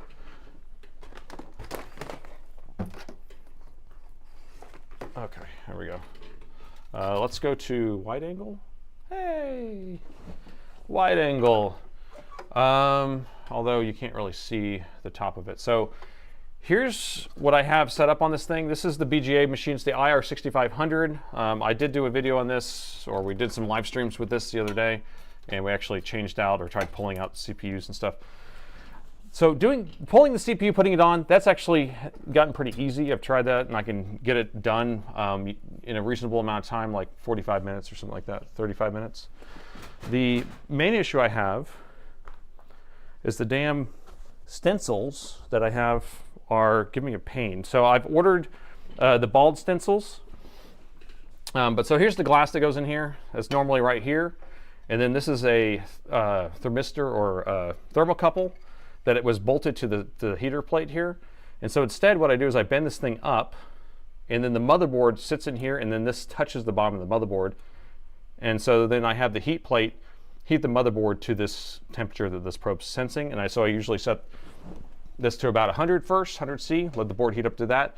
And then I usually get it up to about 160 on the bottom, so I heat the board to 160. Tony's been getting it up to 200. I think it's a little too high, because then when I come in here on the top with this one, right as I set this one to about 200 or 205, I can get the chip to come loose and it comes right off. So normally you would have a piece of glass here, and then that would radiate the heat, but I wasn't getting enough heat transfer, so this actually works pretty good with this setup. So that's what I've been doing. Do I only work on Dell stuff? I do. Only Dell and Alienware. I've been doing that for like 20-something years, and I carry all the parts. That's why I specialize in it. I have all the parts. And productive night. It was definitely a productive night. I'm going to take this thing back off my desk because I hate having it in my way here. But yeah, it was a productive night. Sometimes I hate doing this many repairs in a live because then I can't do my videos with them. So I kind of waste a lot of the repairs, but so I have to kind of pick and choose what I want to put in there. But I can tell we're about to be crazy bombarded because we're having so many service request forms filled out right now. It's like, I don't know. I think this January is going to be crazy. I can tell. Usually Januaries are pretty crazy with repairs.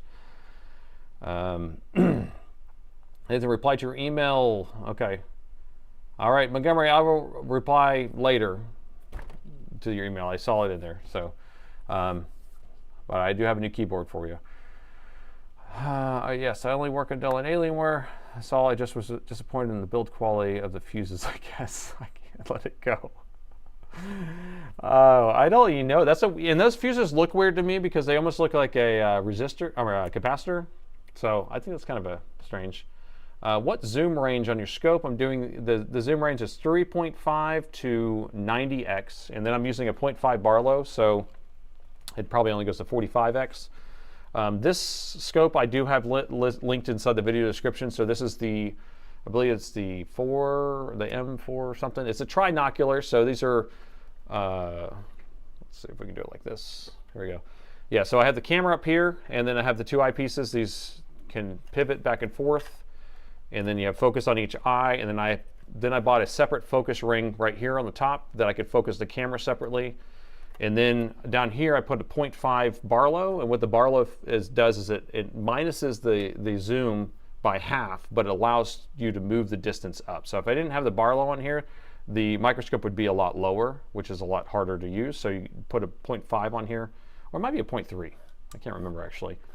And then what I've also done is I took this is based on Northwest Repair. He had a trick where he put polarized film on his light. So I have polarized film on my light. And then on my Barlow, I put polarized film.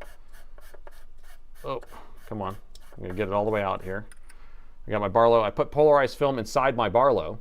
And so now I could just spin my Barlow, just unscrew it just a little bit, and then that's how I adjust my polarizer. But anyway, if you want to support the channel, just use the links inside the video description to buy any of these parts. And then I have two thermal cameras right here. I have a Floor One Pro, and I have the Thermal Master P2 bolted on here, and I can switch between the two. And then those are hooked to a cell phone right here off to the side, and then that cell phone is just cast into my software. What resistance on that fuse? A fuse should be oh, yeah. What was the resistance on that fuse? Where's that fuse? I want to know the resistance on that fuse too. Where is it? Is that it? Yeah, that's a good point. So a fuse should be 0, right? But I don't know what I did with it. So usually the way I organize my thing here, so if you ever see my videos, a lot of times you'll see tons of chips on this side and not very many chips on this side. So in general, these are chips that are good, and these are chips that are bad. And so anytime I take a chip off of a board, I always set it this way if it's a bad one, and I set it this way if it's probably still good. I put it on that side. So that is just the way I keep stuff organized. But anyway, I don't see I don't know where it went. So we can't test to see if it has some weird sort of resistance in there. It's 3 a.m. in the UK. Don't give me crap. I'm cranky. Well, thank you for staying with us. My extra scope has a crack on the lens. Oh, that's crazy. Find a new one. Scope is yours. Okay, sounds nice. Appreciate that, Montgomery. Alienware Aurora 16 comes with liquid metal, or do I have to replace it with PTM 7950? So here's my take on liquid metal. I hate liquid metal. Hate it. I hate liquid metal. Make a shirt, right? So, but what I hate about it is that it leaks everywhere, but it's mainly because people, if they store it vertically. So if you are a person who's going to buy a laptop and just set it on the desk and never have to worry about moving it and it just stays flat, then just live with it. It's fine. It's not going to be a big deal. But people who put it in their bag or constantly storing it up, vertically, then you're going to have issues. Just like the PS5, whenever people put it in their cabinet and just stood it up like that, it was leaking out. So if you store it flat, you're fine. But yes, it's going to come with liquid metal if you have a higher end CPU and GPU. I know I had one of my employees just bought a Aurora 16, I think, and he took it off. He took the liquid metal off immediately and put PTM on there. You never answered. Are you dry January? Yes, I'm dry January. Yes. Yeah, not drinking this month, so no sugar, no alcohol, and no candy, no alcohol, and then riding an exercise bike every single day. I use a digital scope with a 0.5 and a polarizing film ring light. So that's what Premise uses. Nathan, I just got here. I've already talked about this, but what do you think about Tony's video of you? Is it in good taste? Well, Tony has his own little humor, and I don't necessarily mind it. It doesn't bother me him making one video. Now, if he makes another one, so this one, the voice wasn't that good of a match, so I didn't really care. It was like, yeah, it's okay. It goes in and out or whatever. And he's like, oh, that's for 10 minutes of training. I know he's probably going to watch this video. It's for 10 minutes of training. And so now he says he has 3 hours of footage that he's going to train it with. And I was like, oh, okay. Well, so that to me, that's kind of bad taste to me. This is kind of something that I've had a fear of in the past. Wow, thanks for the donation, $50. Thanks for all the excellent work. You guys successfully fixed my 10-year-old high-end Latitude a while back. Perfect repair experience and reasonable prices. Well, thank you so much, Jay. I'm glad we were able to fix you up, and thanks for that donation. That was really nice of you. So it's just in poor taste, I think, to try to mimic me multiple times. I know if you're going to do it once, it's not a big deal. I don't really care. But yeah, so my fear is that AI, people are going to just do duplicates. They have so much content of YouTubers out there, and they can create content based on your likeness and your voice and things like that. And that's something I've already been kind of, I don't know, worried about a little bit. But so I don't know. So gallium is the worst move that Dell's ever had, and so to clarify what Dell's actually using is they're using something called element 31. So it's a mix between mixed with thermal paste and gallium liquid metal. It is pretty bad. A lot of the gaming machines are using it, so it's not like they're the only ones doing it. Now they're doing it for a reason, because they do have chips that are getting really hot. Now I don't know why they don't do PTM 7950 or PTM in general. But I don't know. I don't know if PTM maybe doesn't last as long as liquid metal. I really don't know. I haven't ran into that issue. Why do I dislike Inspirons? So here's what my take on Inspirons are.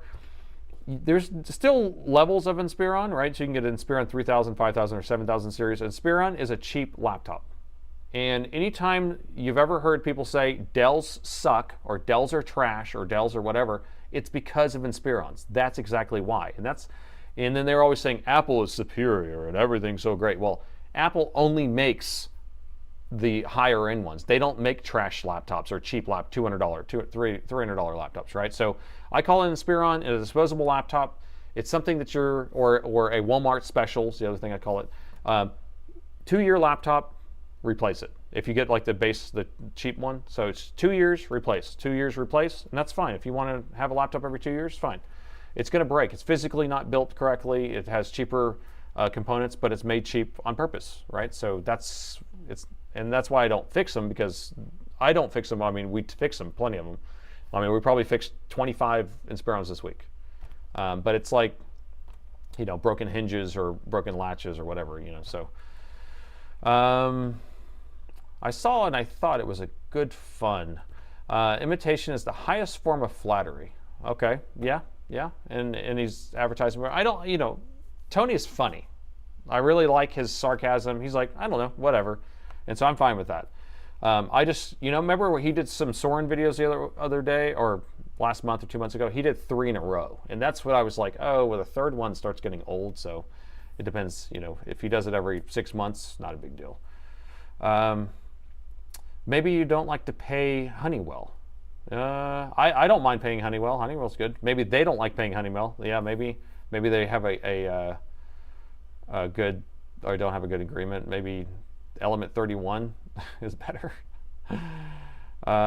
Liquid metal is made of gallium, indium, and tin. Okay, I didn't know that.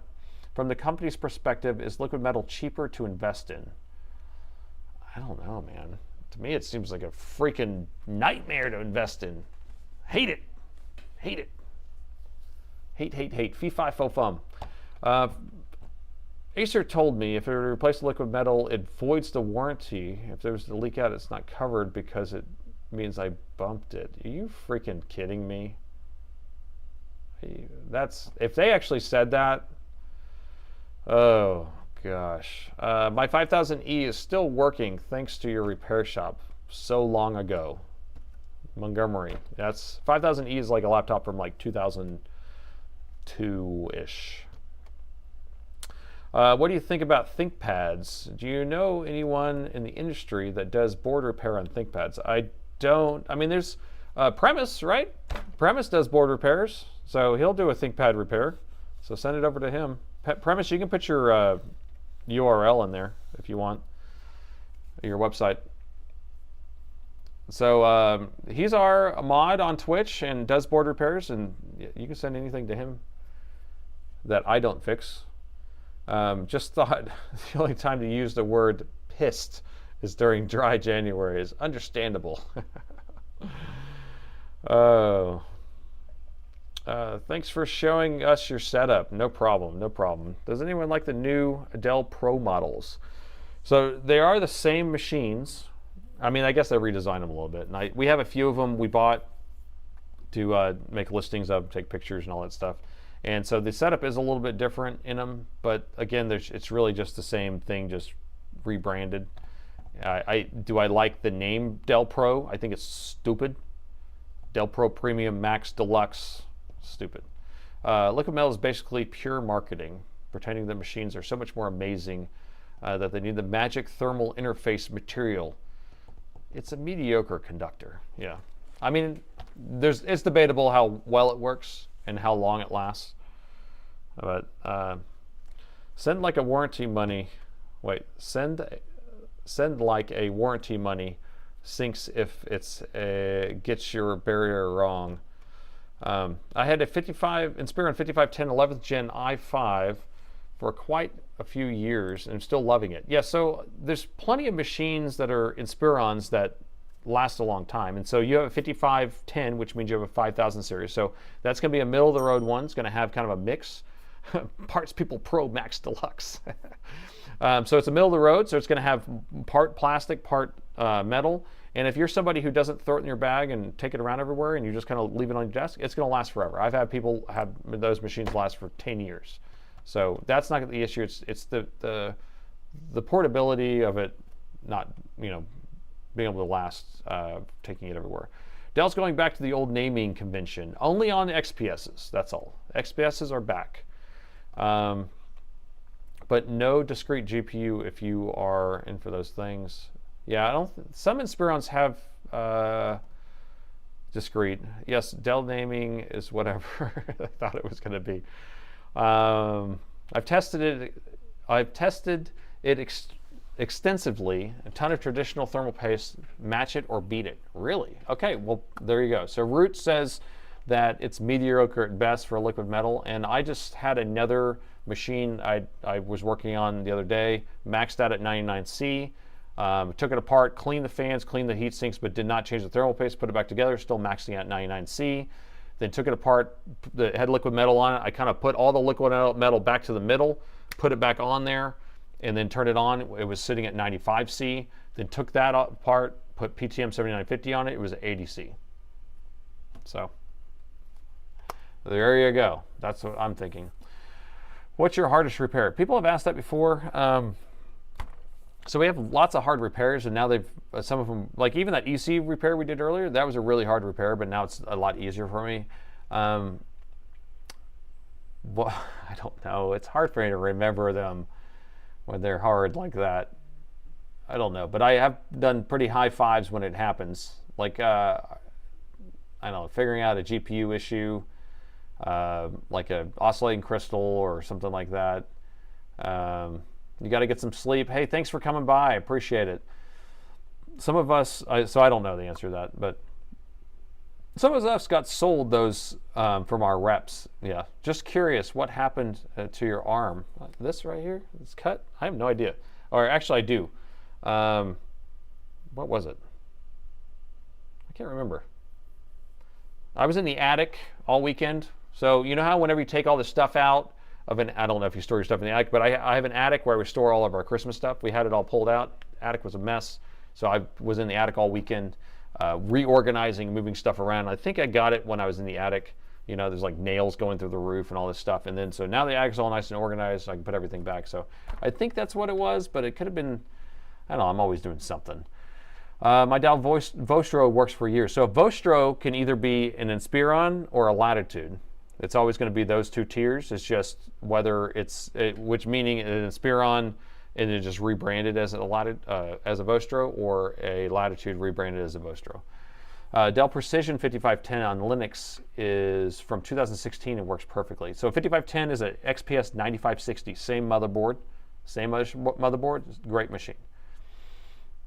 The hardest repairs are the ones you do the least. Yeah, they are. But then once you figure it out, then it may make it a lot easier is the problem. Nothing's hard for the GOAT. The greatest of all technicians, right? The GOAT.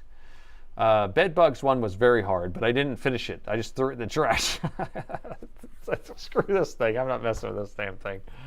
You just poured a couple fingers of Irish whiskey. Oh, I drank so much JMO back in the day. Oh, that was my go-to drink. What's your opinion on the 5755? So 5755 is going to be a 5000 series, 17-inch laptop, and about 2015, I think, era.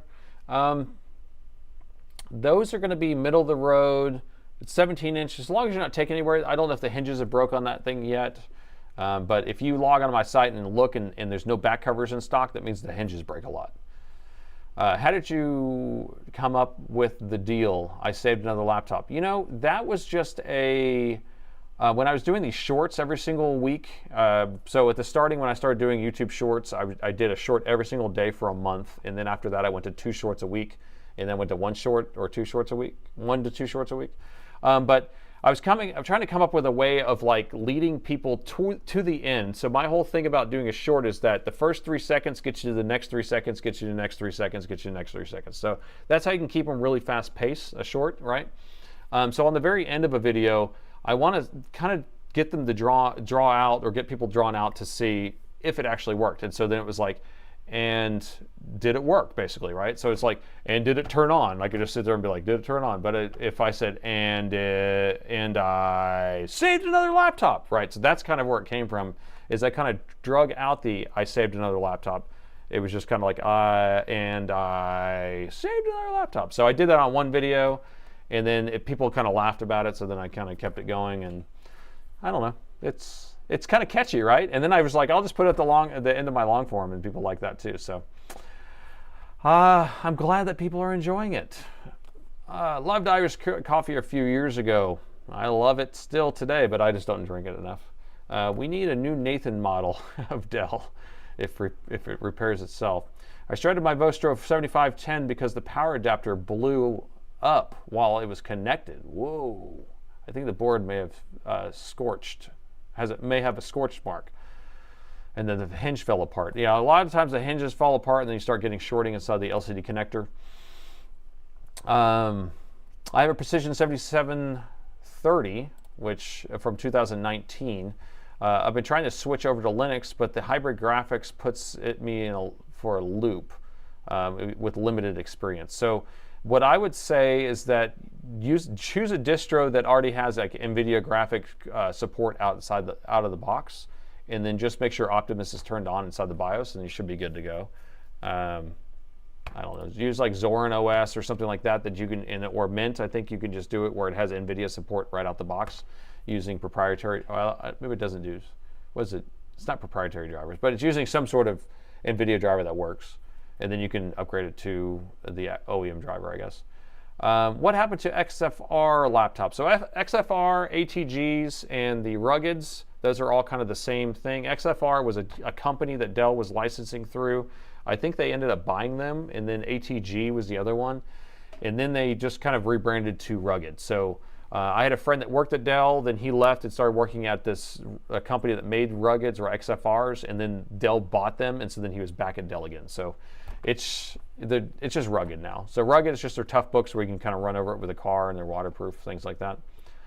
I broke another laptop.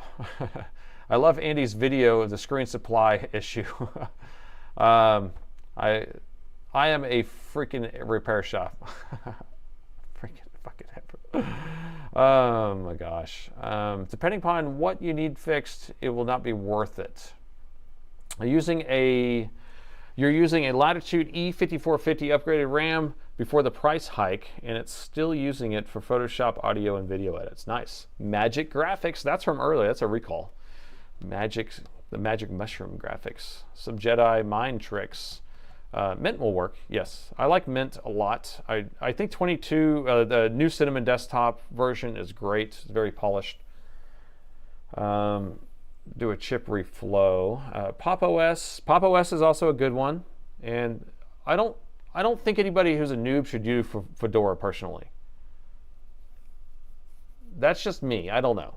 I think that they should stick with the Debian base, because anytime you're searching for any type of information online, it's always going to use Debian command lines. Always. It's always Ubuntu stuff, right? So I think that if you're new and you don't know what you're doing, just stick with a Debian base or a Ubuntu base, right? So even if you wanted to use Ubuntu itself, but Ubuntu vanilla, I think that's my take on that, at least.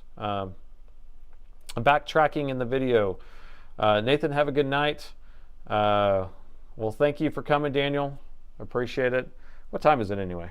We're at 3 hours and 19 minutes in. Are you guys enjoying this chat, or do y'all want to wrap it up? I'm fine hanging out. We have time. If you guys are like this just chatting thing, I can keep going. What do you think of the Inspiron 5755? I think you already asked me about that, or somebody else asked me. I don't know. I think it's fine. It's the middle of the road. It's probably gonna have broken hinges. Is kind of my take on that. I think the next computer will be a Panther Lake is released, which is the new Ultras, right? Is Element 31 going to leak other metals by putting it in the bag? Yes. So the Element 31 is that liquid metal stuff we're talking about. So it just sometimes has more liquid metal mixed in or not. So it's just a mix between the thermal paste and liquid metal. That's all Element 31 is. So yes, if it has Element 31 and it's in a bag, and you put it in there if it's hot or whatever, it's going to leak. Over time, at least. It's like a slow-moving liquid. I work on Dell products, and I was wondering about what does the stop CPDE mean? What is stop? I don't know what that means. Where did you get that from, Anthony? I'm not familiar with that. Is it a stop code? Oh, stop code. Okay, stop. Okay. What does the stop code mean? So are we talking about stop code like in Windows, or a stop code? Well, it'd be in Windows. It would have to be, right? So it depends on if it's a Windows stop code. I don't know. I would need clarification, I guess, on that.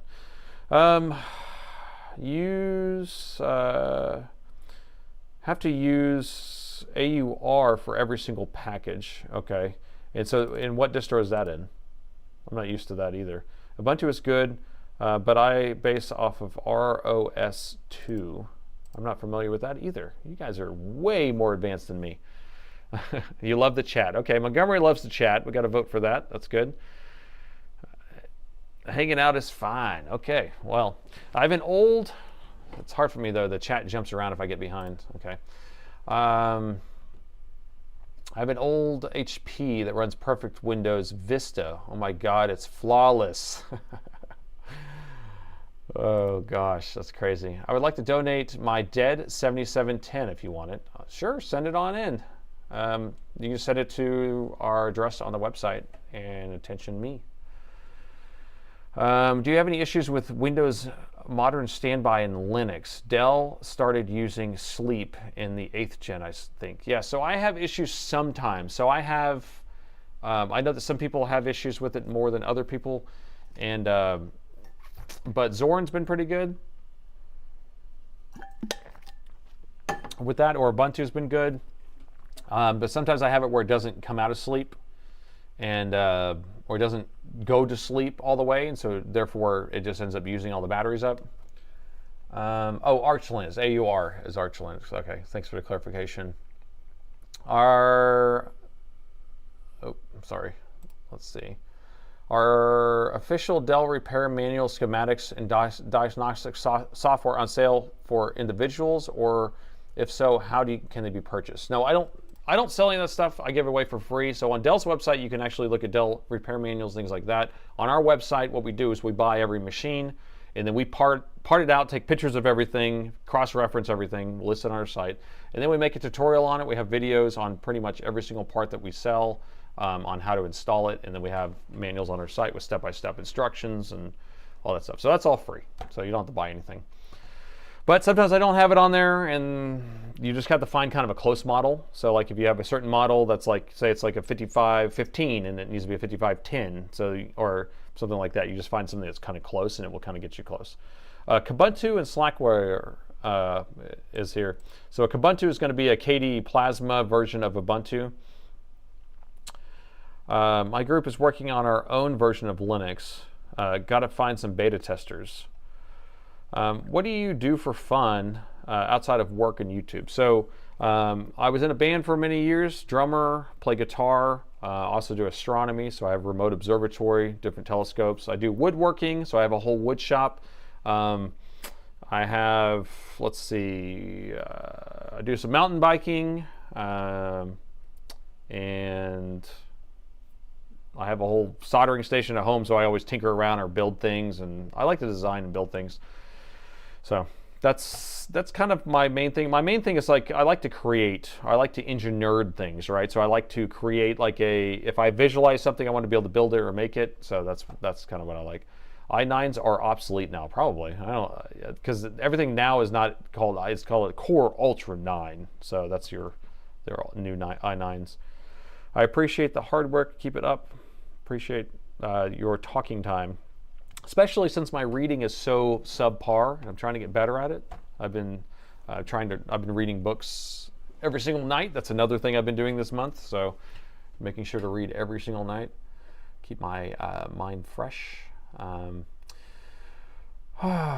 Dell's way deeper terms. I want to send it in to your show, but it's off. But it's an HP. I mean, it's a non-Dell. I mean, we could probably do something at some point. I don't know. That could be shenanigans. Open up at HP. Try to fix an HP. Yeah, maybe. You're doing a wonderful job answering questions, by the way. Well, thank you so much, Anthony. I'm doing the best I can. I'm trying. I hate when Latitude 7420 comes out of sleep. So, and this is in Windows or in Linux. Windows handles modern standby horribly. It freezes up, EC shuts off, and some of them do. I mean, I've seen that. So sometimes I use hibernation instead of sleep. I use Linux Mint 22.2 Cinnamon. It's excellent. I second that. That is definitely a solid distro, and the Mint desktop is my preferred. When are you going to reorder batteries? So I reorder batteries every single week, every single day, all the times. We get truckloads of batteries. So if it's going to be a battery that's still in production with Dell, we're order $100,000 of batteries a month. Okay. And so they come and go, or whatever they come in. And then for the rest of the stuff, it's whenever it's like the batteries are no longer in production. So it's going to be things where I have to buy loads of batteries. So I'll buy 500 batteries or 1,000 batteries or something like that. And then we go through and we test every single one. And some of them are going to be like no charge cycles. Some of them will have a few charge cycles. And when they have a few charge cycles, we put it in the open box category or gently used category. And then if they have no charge cycles, we put it in the new category. And but if it's an older machine, we just can't get it. Dell doesn't make it, and we don't sell aftermarket. So that's kind of the issue. Great stream tonight. After 2 weeks of no streams, my brain cells are becoming dormant. Thank you, Johnny.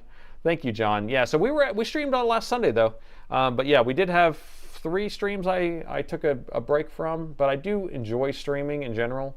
You should take a stream and show us live Jupiter sometimes. Okay, all right. I have my remote observatory. I can remote into it. And I can run everything from here in Austin. And it actually, I built this whole observatory with roll-off roof. It has 2 telescope piers. I have cameras, and I have all these rain sensors and light sensors and all this stuff. I have full automation in case I lose communication with it. But I can run it and have it, go around and do everything. And then it just uploads the images all night long and shuts itself down, shuts the roof automatically, all that. So yeah, that'd be a fun thing to do. I haven't done it in a while because I've been so busy, so it would take me a little while to get it kind of up and running again because I've had them shut down for a while. But I started working on a 3D LED tube. Oh, that'd be interesting. Started in 2012. That's a project. I know I was building a ukulele a few years ago, and I still have it. I built one, and then I was like, okay, I'm gonna start another one, and I'm building it from scratch. I'm milling everything. I'm building steam benders and hand carving the necks and all this stuff. So I built this one ukulele, and then I'm building a second one out of African mahogany, and so I had to build the jig for the neck to get the necks set right and all that stuff. And I haven't worked on it in about 3.5 years, 4 years. So. Do you have a 3D printer? So I have 3 3D printers, or 4, 5? I don't know, I have a lot. So one of them is a Gigabot. It's a Kickstarter I did in 2012. So it prints 2 feet by 2 feet by 2 feet. It was a build. I have another Delta printer that I built from scratch. I designed every single part, and so that's a smaller one, but it's a Delta I built myself. And then I have an Ender 5 that I modified. That's the one I mainly use for most things. And then I have an older Up printer that I bought like in 2011. It was one of the I was one of the first people to have a 3D printer, put to you that way. So, but yeah, I have printers, lots of them. My goal is to get older than my pape did. So Montgomery's turning 78 Sunday, so happy birthday, Montgomery. I can tell you that all the males in my family, my grandpa and my father, my stepfather, which stepfather would not be related to me, but all of them died at 55 or 56. So I got 10 years to live. So I'm going to live it up as much as I can now.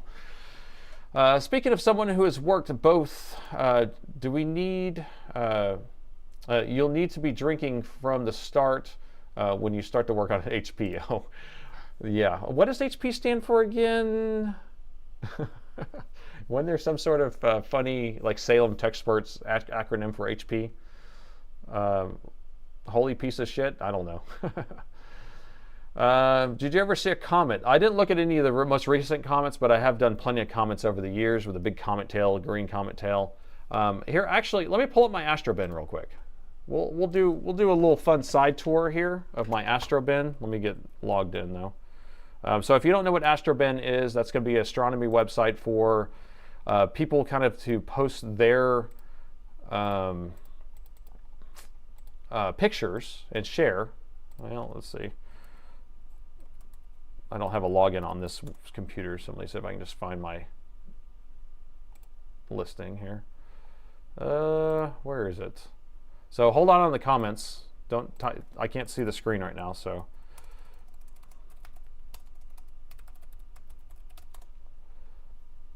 Where is it? Darn it, hold on. I got to have to switch computers to get my login information.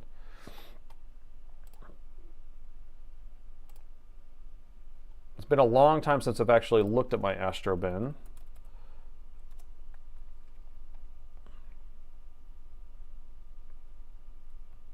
Oh, I bet it's going to do two-factor, I bet. Yeah, because it's been a while. Oh, darn it. Well, this may be more of a headache than I need. Authenticator app. Bear with me. Hold on. Got to use my Authenticator app. So I'm going to just show you my astronomy pictures I've been taking. I started doing astronomy in 2015 and started working on my remote observatory in 2016 or 17, and then I and I had that in my backyard, and then I bought some land and took it out of town, and that's where I have it now. And so it's actually in a Bortle 4 skies, which is pretty dark. You can see the Milky Way if you look at it. And I cannot find two-factor authentication. Oh, it sent as an email. Darn it. Okay. I was looking at my Authenticator app for this two-factor. Bear with me. I'm sorry, guys. 757. Okay. Welcome. We are in. Okay, so let me pull up my AstroBen stuff here. Come on. It's going to load. Okay. So here we go. Hopefully you guys can see it. So here's my AstroBen pictures these are my older ones. Here's my most recent. And so I haven't posted in a while, but so here's one of, and this one got one of the top picks. This is going to be the North American Nebula, NGC 7000 with the Cygnus wall. And so you can actually see the detail in here. It's pretty detailed. So this is going to be through multiple filters and a black and white camera, and you actually stack all the photos. But you can, see some stuff. Here's a galaxy right there. Here's the Elephant Trunk Nebula. Pretty detailed stuff here. And I don't know how the compression's working over online, but so anyway, it takes a lot of work, a lot of data. You have to collect a lot of data. Like here's one galaxy swallowing another one. This is M51. So this is one galaxy. Here's another galaxy. It's actually sucking it in to another one. So I took all of these pictures myself. Here's M81 or M82. It's exploding. And let me see. I wanted to show you the Pillars of Creation. Where is it at? Do I not have it here? Oh, here's the Pillars of Creation. So this is the most common or the most famous NASA photo, or what do you call it? Hubble. So here you go. There's the Pillars of Creation, and that's mine. I took that out of my backyard. So pretty cool stuff. Pretty cool stuff. All right, back to the chat. Sorry about that. I couldn't see what you guys were saying the whole time, but anyway, back to the chat. Holy smokes, Batman! Yeah, pretty interesting. Whenever I figured out that you could actually take pictures from your backyard and like that, and now the technology is even way better. So you can get really good cameras that do a lot of good stuff, but those are still pretty good pictures. Now people are kind of blowing those out of the water, but yeah. Anyway, that was cool. Okay, so back to asking questions. I'm going to give it another 10 minutes or so, and then I'll wrap it up. We've been on the stream for about 3.5 hours, 3 hours and 35 minutes. Do you partake in video games? Yes, not really, but yes, kind of. I was actually thinking about this the other day because the two games I like, Day of the Defeat Source, which is the Counter-Strike Source engine, but then the Day of Defeat, which is the World War II thing. I'll play that sometimes, just kind of log on. It's multi-shooter, but it's always, kind of casual, whatever. And then the other game I like doing emulators, and I like playing Super Mario World. So I was actually about to probably start playing a Super Mario World again and go through and beat the whole thing. I was kind of thinking maybe I could do it on a stream because some people like video games, and every year or so I'll go through and I'll beat every single level on that game, and you do all the secrets and the back doors and all the shortcuts and stuff. So anyway, those are the two games I really play. I don't really have time to sit around and play games. So that's freaking insane, man. Where can we take a look at these pictures? So if you go to astrobin.com, astrobin.com, you can create an account there, and then my handle was, what was my handle's name? I think it was Nathan C. Morgan, I think. Let's see. Oh, no, The Astronate. So like astronaut, but it's Astronate. So The Astronate is my name. Here, actually, I'll just paste it in the chat. Why am I making it more complicated than it needs to be? So here's my AstroBin. There you go. There's my AstroBin. So you guys can look through there. You may need to log in and create an account, but there you go. What size are your telescopes? So I have probably 15 telescopes at this point. So I have smaller ones, bigger ones. So I'm using refractor telescopes, which are more like a kind of a lens, like on a camera. So I have an 81 millimeter William Optics, which is a five element with a flattening that flattens the actual image, because a lot of times you'll get curvature, and then you'll have to take that out of there.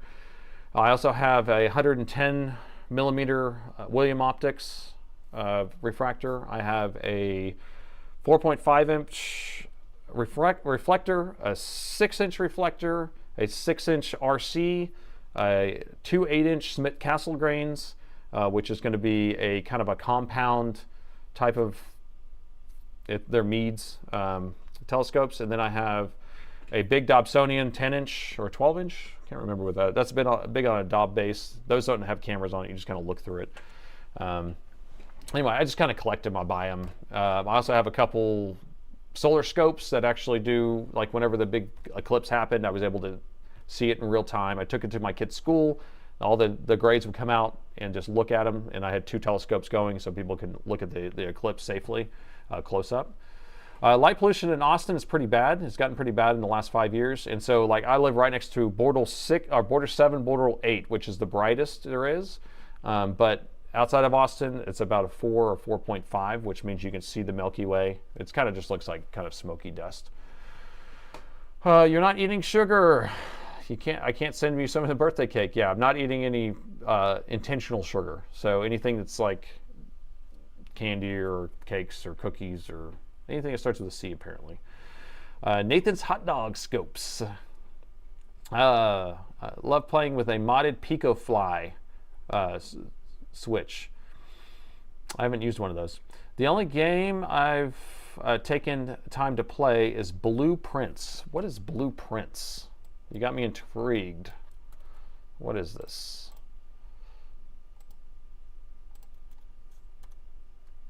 Blueprints game. All right, so what is this game? Okay, anime looking.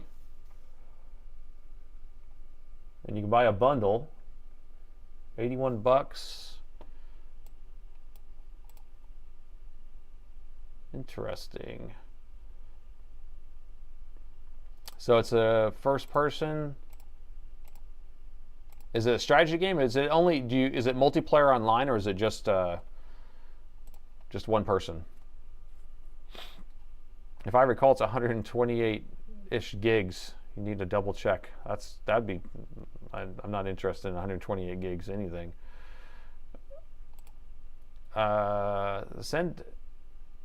Send an email to info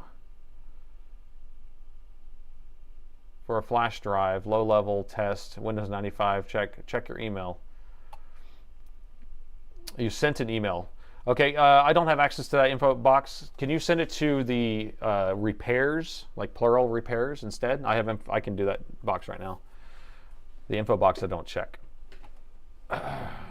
That's my customer service people.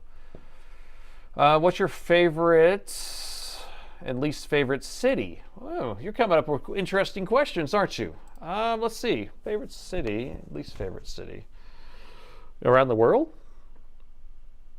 Around the world? Oh, it's a puzzle game. Okay. Because I don't travel a lot in the United States. I end up traveling outside the United States the most. So, gosh, I don't know. Because I don't travel to the same cities a lot either. So I'm just kind of like... but I do like whenever I went to Rome, I really enjoyed that, or like cities like that, like around the world. Because I just went on some trips in Switzerland. I really enjoyed a lot of the places I went to there, in Austria.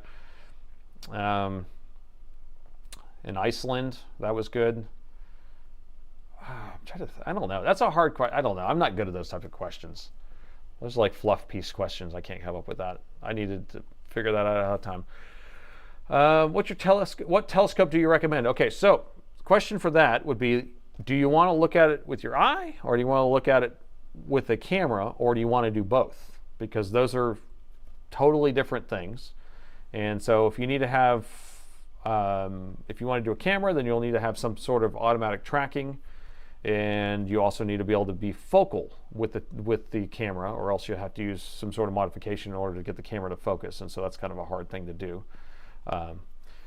DIY Dave says it's not a shooter game, it's a single game. Well, Dave, I'm going to check it out just for you.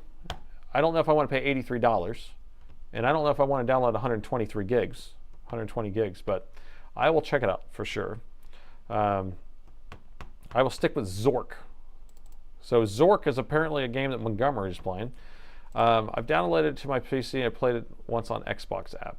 Okay. That's a huge game, 128 gigs. Looks like it's worth it, puzzle game. Okay. Well, I might have to put a second drive. Actually, I do have a second drive in there, so maybe I can download it there. 128 gigs is crazy. That's cray-cray, man. Cray-cray. I play Little Nightmares 2. If you're interested, it's only 20 gigs, I think. So what's Little Nightmares? Oh, I just heard the email come in.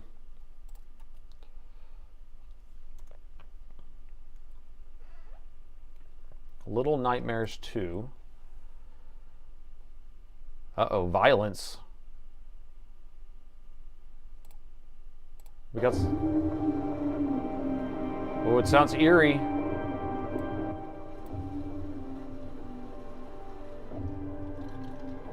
What is this? This is creepy.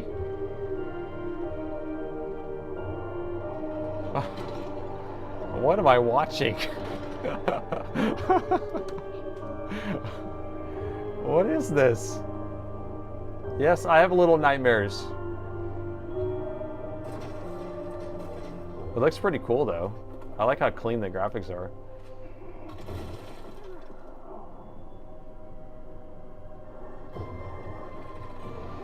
Okay, well that's an interesting one. That's an interesting one. I'll have to think about that one. I can't even. What did I just watch? That was crazy. I'd probably settle in Nashville. So Gordon likes Nashville, Tennessee. I've never been to Nashville, never been to a lot of places in New England. I would not pay $81. Oh, you did not pay $81 if you don't recall. I think that might have been for the bundle, but I could probably get like a demo or something to try that out. And generally, I only do Guild Wars 2, Overwatch, and a little bit of Minecraft for my daughter. And I tried Minecraft, and I don't have the patience for like building up my arsenal and stuff. Like I can't do any of those Sim Cities or anything like that. Okay, Gritty, your email came in. Let's see what we got. Gritty's email came in. Industrial Flash IDE. So is this okay? Okay, cool. So for Windows 95 machine, you're happy to donate it. Okay, great. That'd be awesome. Yes, Gritty, thank you so much. Yeah, I'll reply to your email. And so for future reference, if any of you guys want to just email me, you can email the info box, which is fine. That's my main one where I have 5 customer service people monitoring that box. And so you'll get an answer usually, or it gets forwarded over to the repair box, and then I usually check that a little bit easier. But yes, thanks, Gritty. That'd be awesome. I can send you a label if you want, so that way you don't have to pay for that. Where are we at?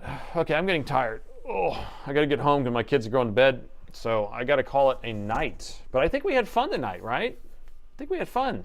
Oh yeah, C-Star 50 is a good telescope, but it's not really a telescope.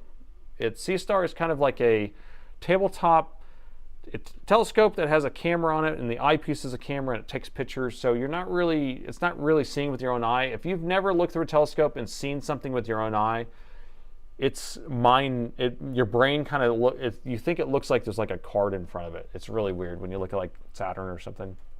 So anyway, I'm gonna wrap it up. I had fun. We had fun. We fixed a laptop from circa 1997, so a 29-year-old laptop. We fixed that one first. We fixed a X17R2. That was the EC chip program. We fixed the laptop we didn't even need to fix. Turned on, worked just fine because I guess the last tech fixed it. And the last one we fixed was some weird fuse, but we figured it out together, right? So I had a lot of fun. I love talking with you guys. This last 30 minutes or so of doing the just chatting was actually a lot of fun. I know that we lost a lot of viewers, but who cares, right? Who cares anyway? But I want to thank everybody, DIY Dave. I want to thank Premise. I want to thank all the Daves and all of my mods and all my helpers and Darren and Daryl and Montgomery and Gordon. Thank you guys for coming out every single week. And that's all I got. But I'll see you all next Sunday. And thanks for watching.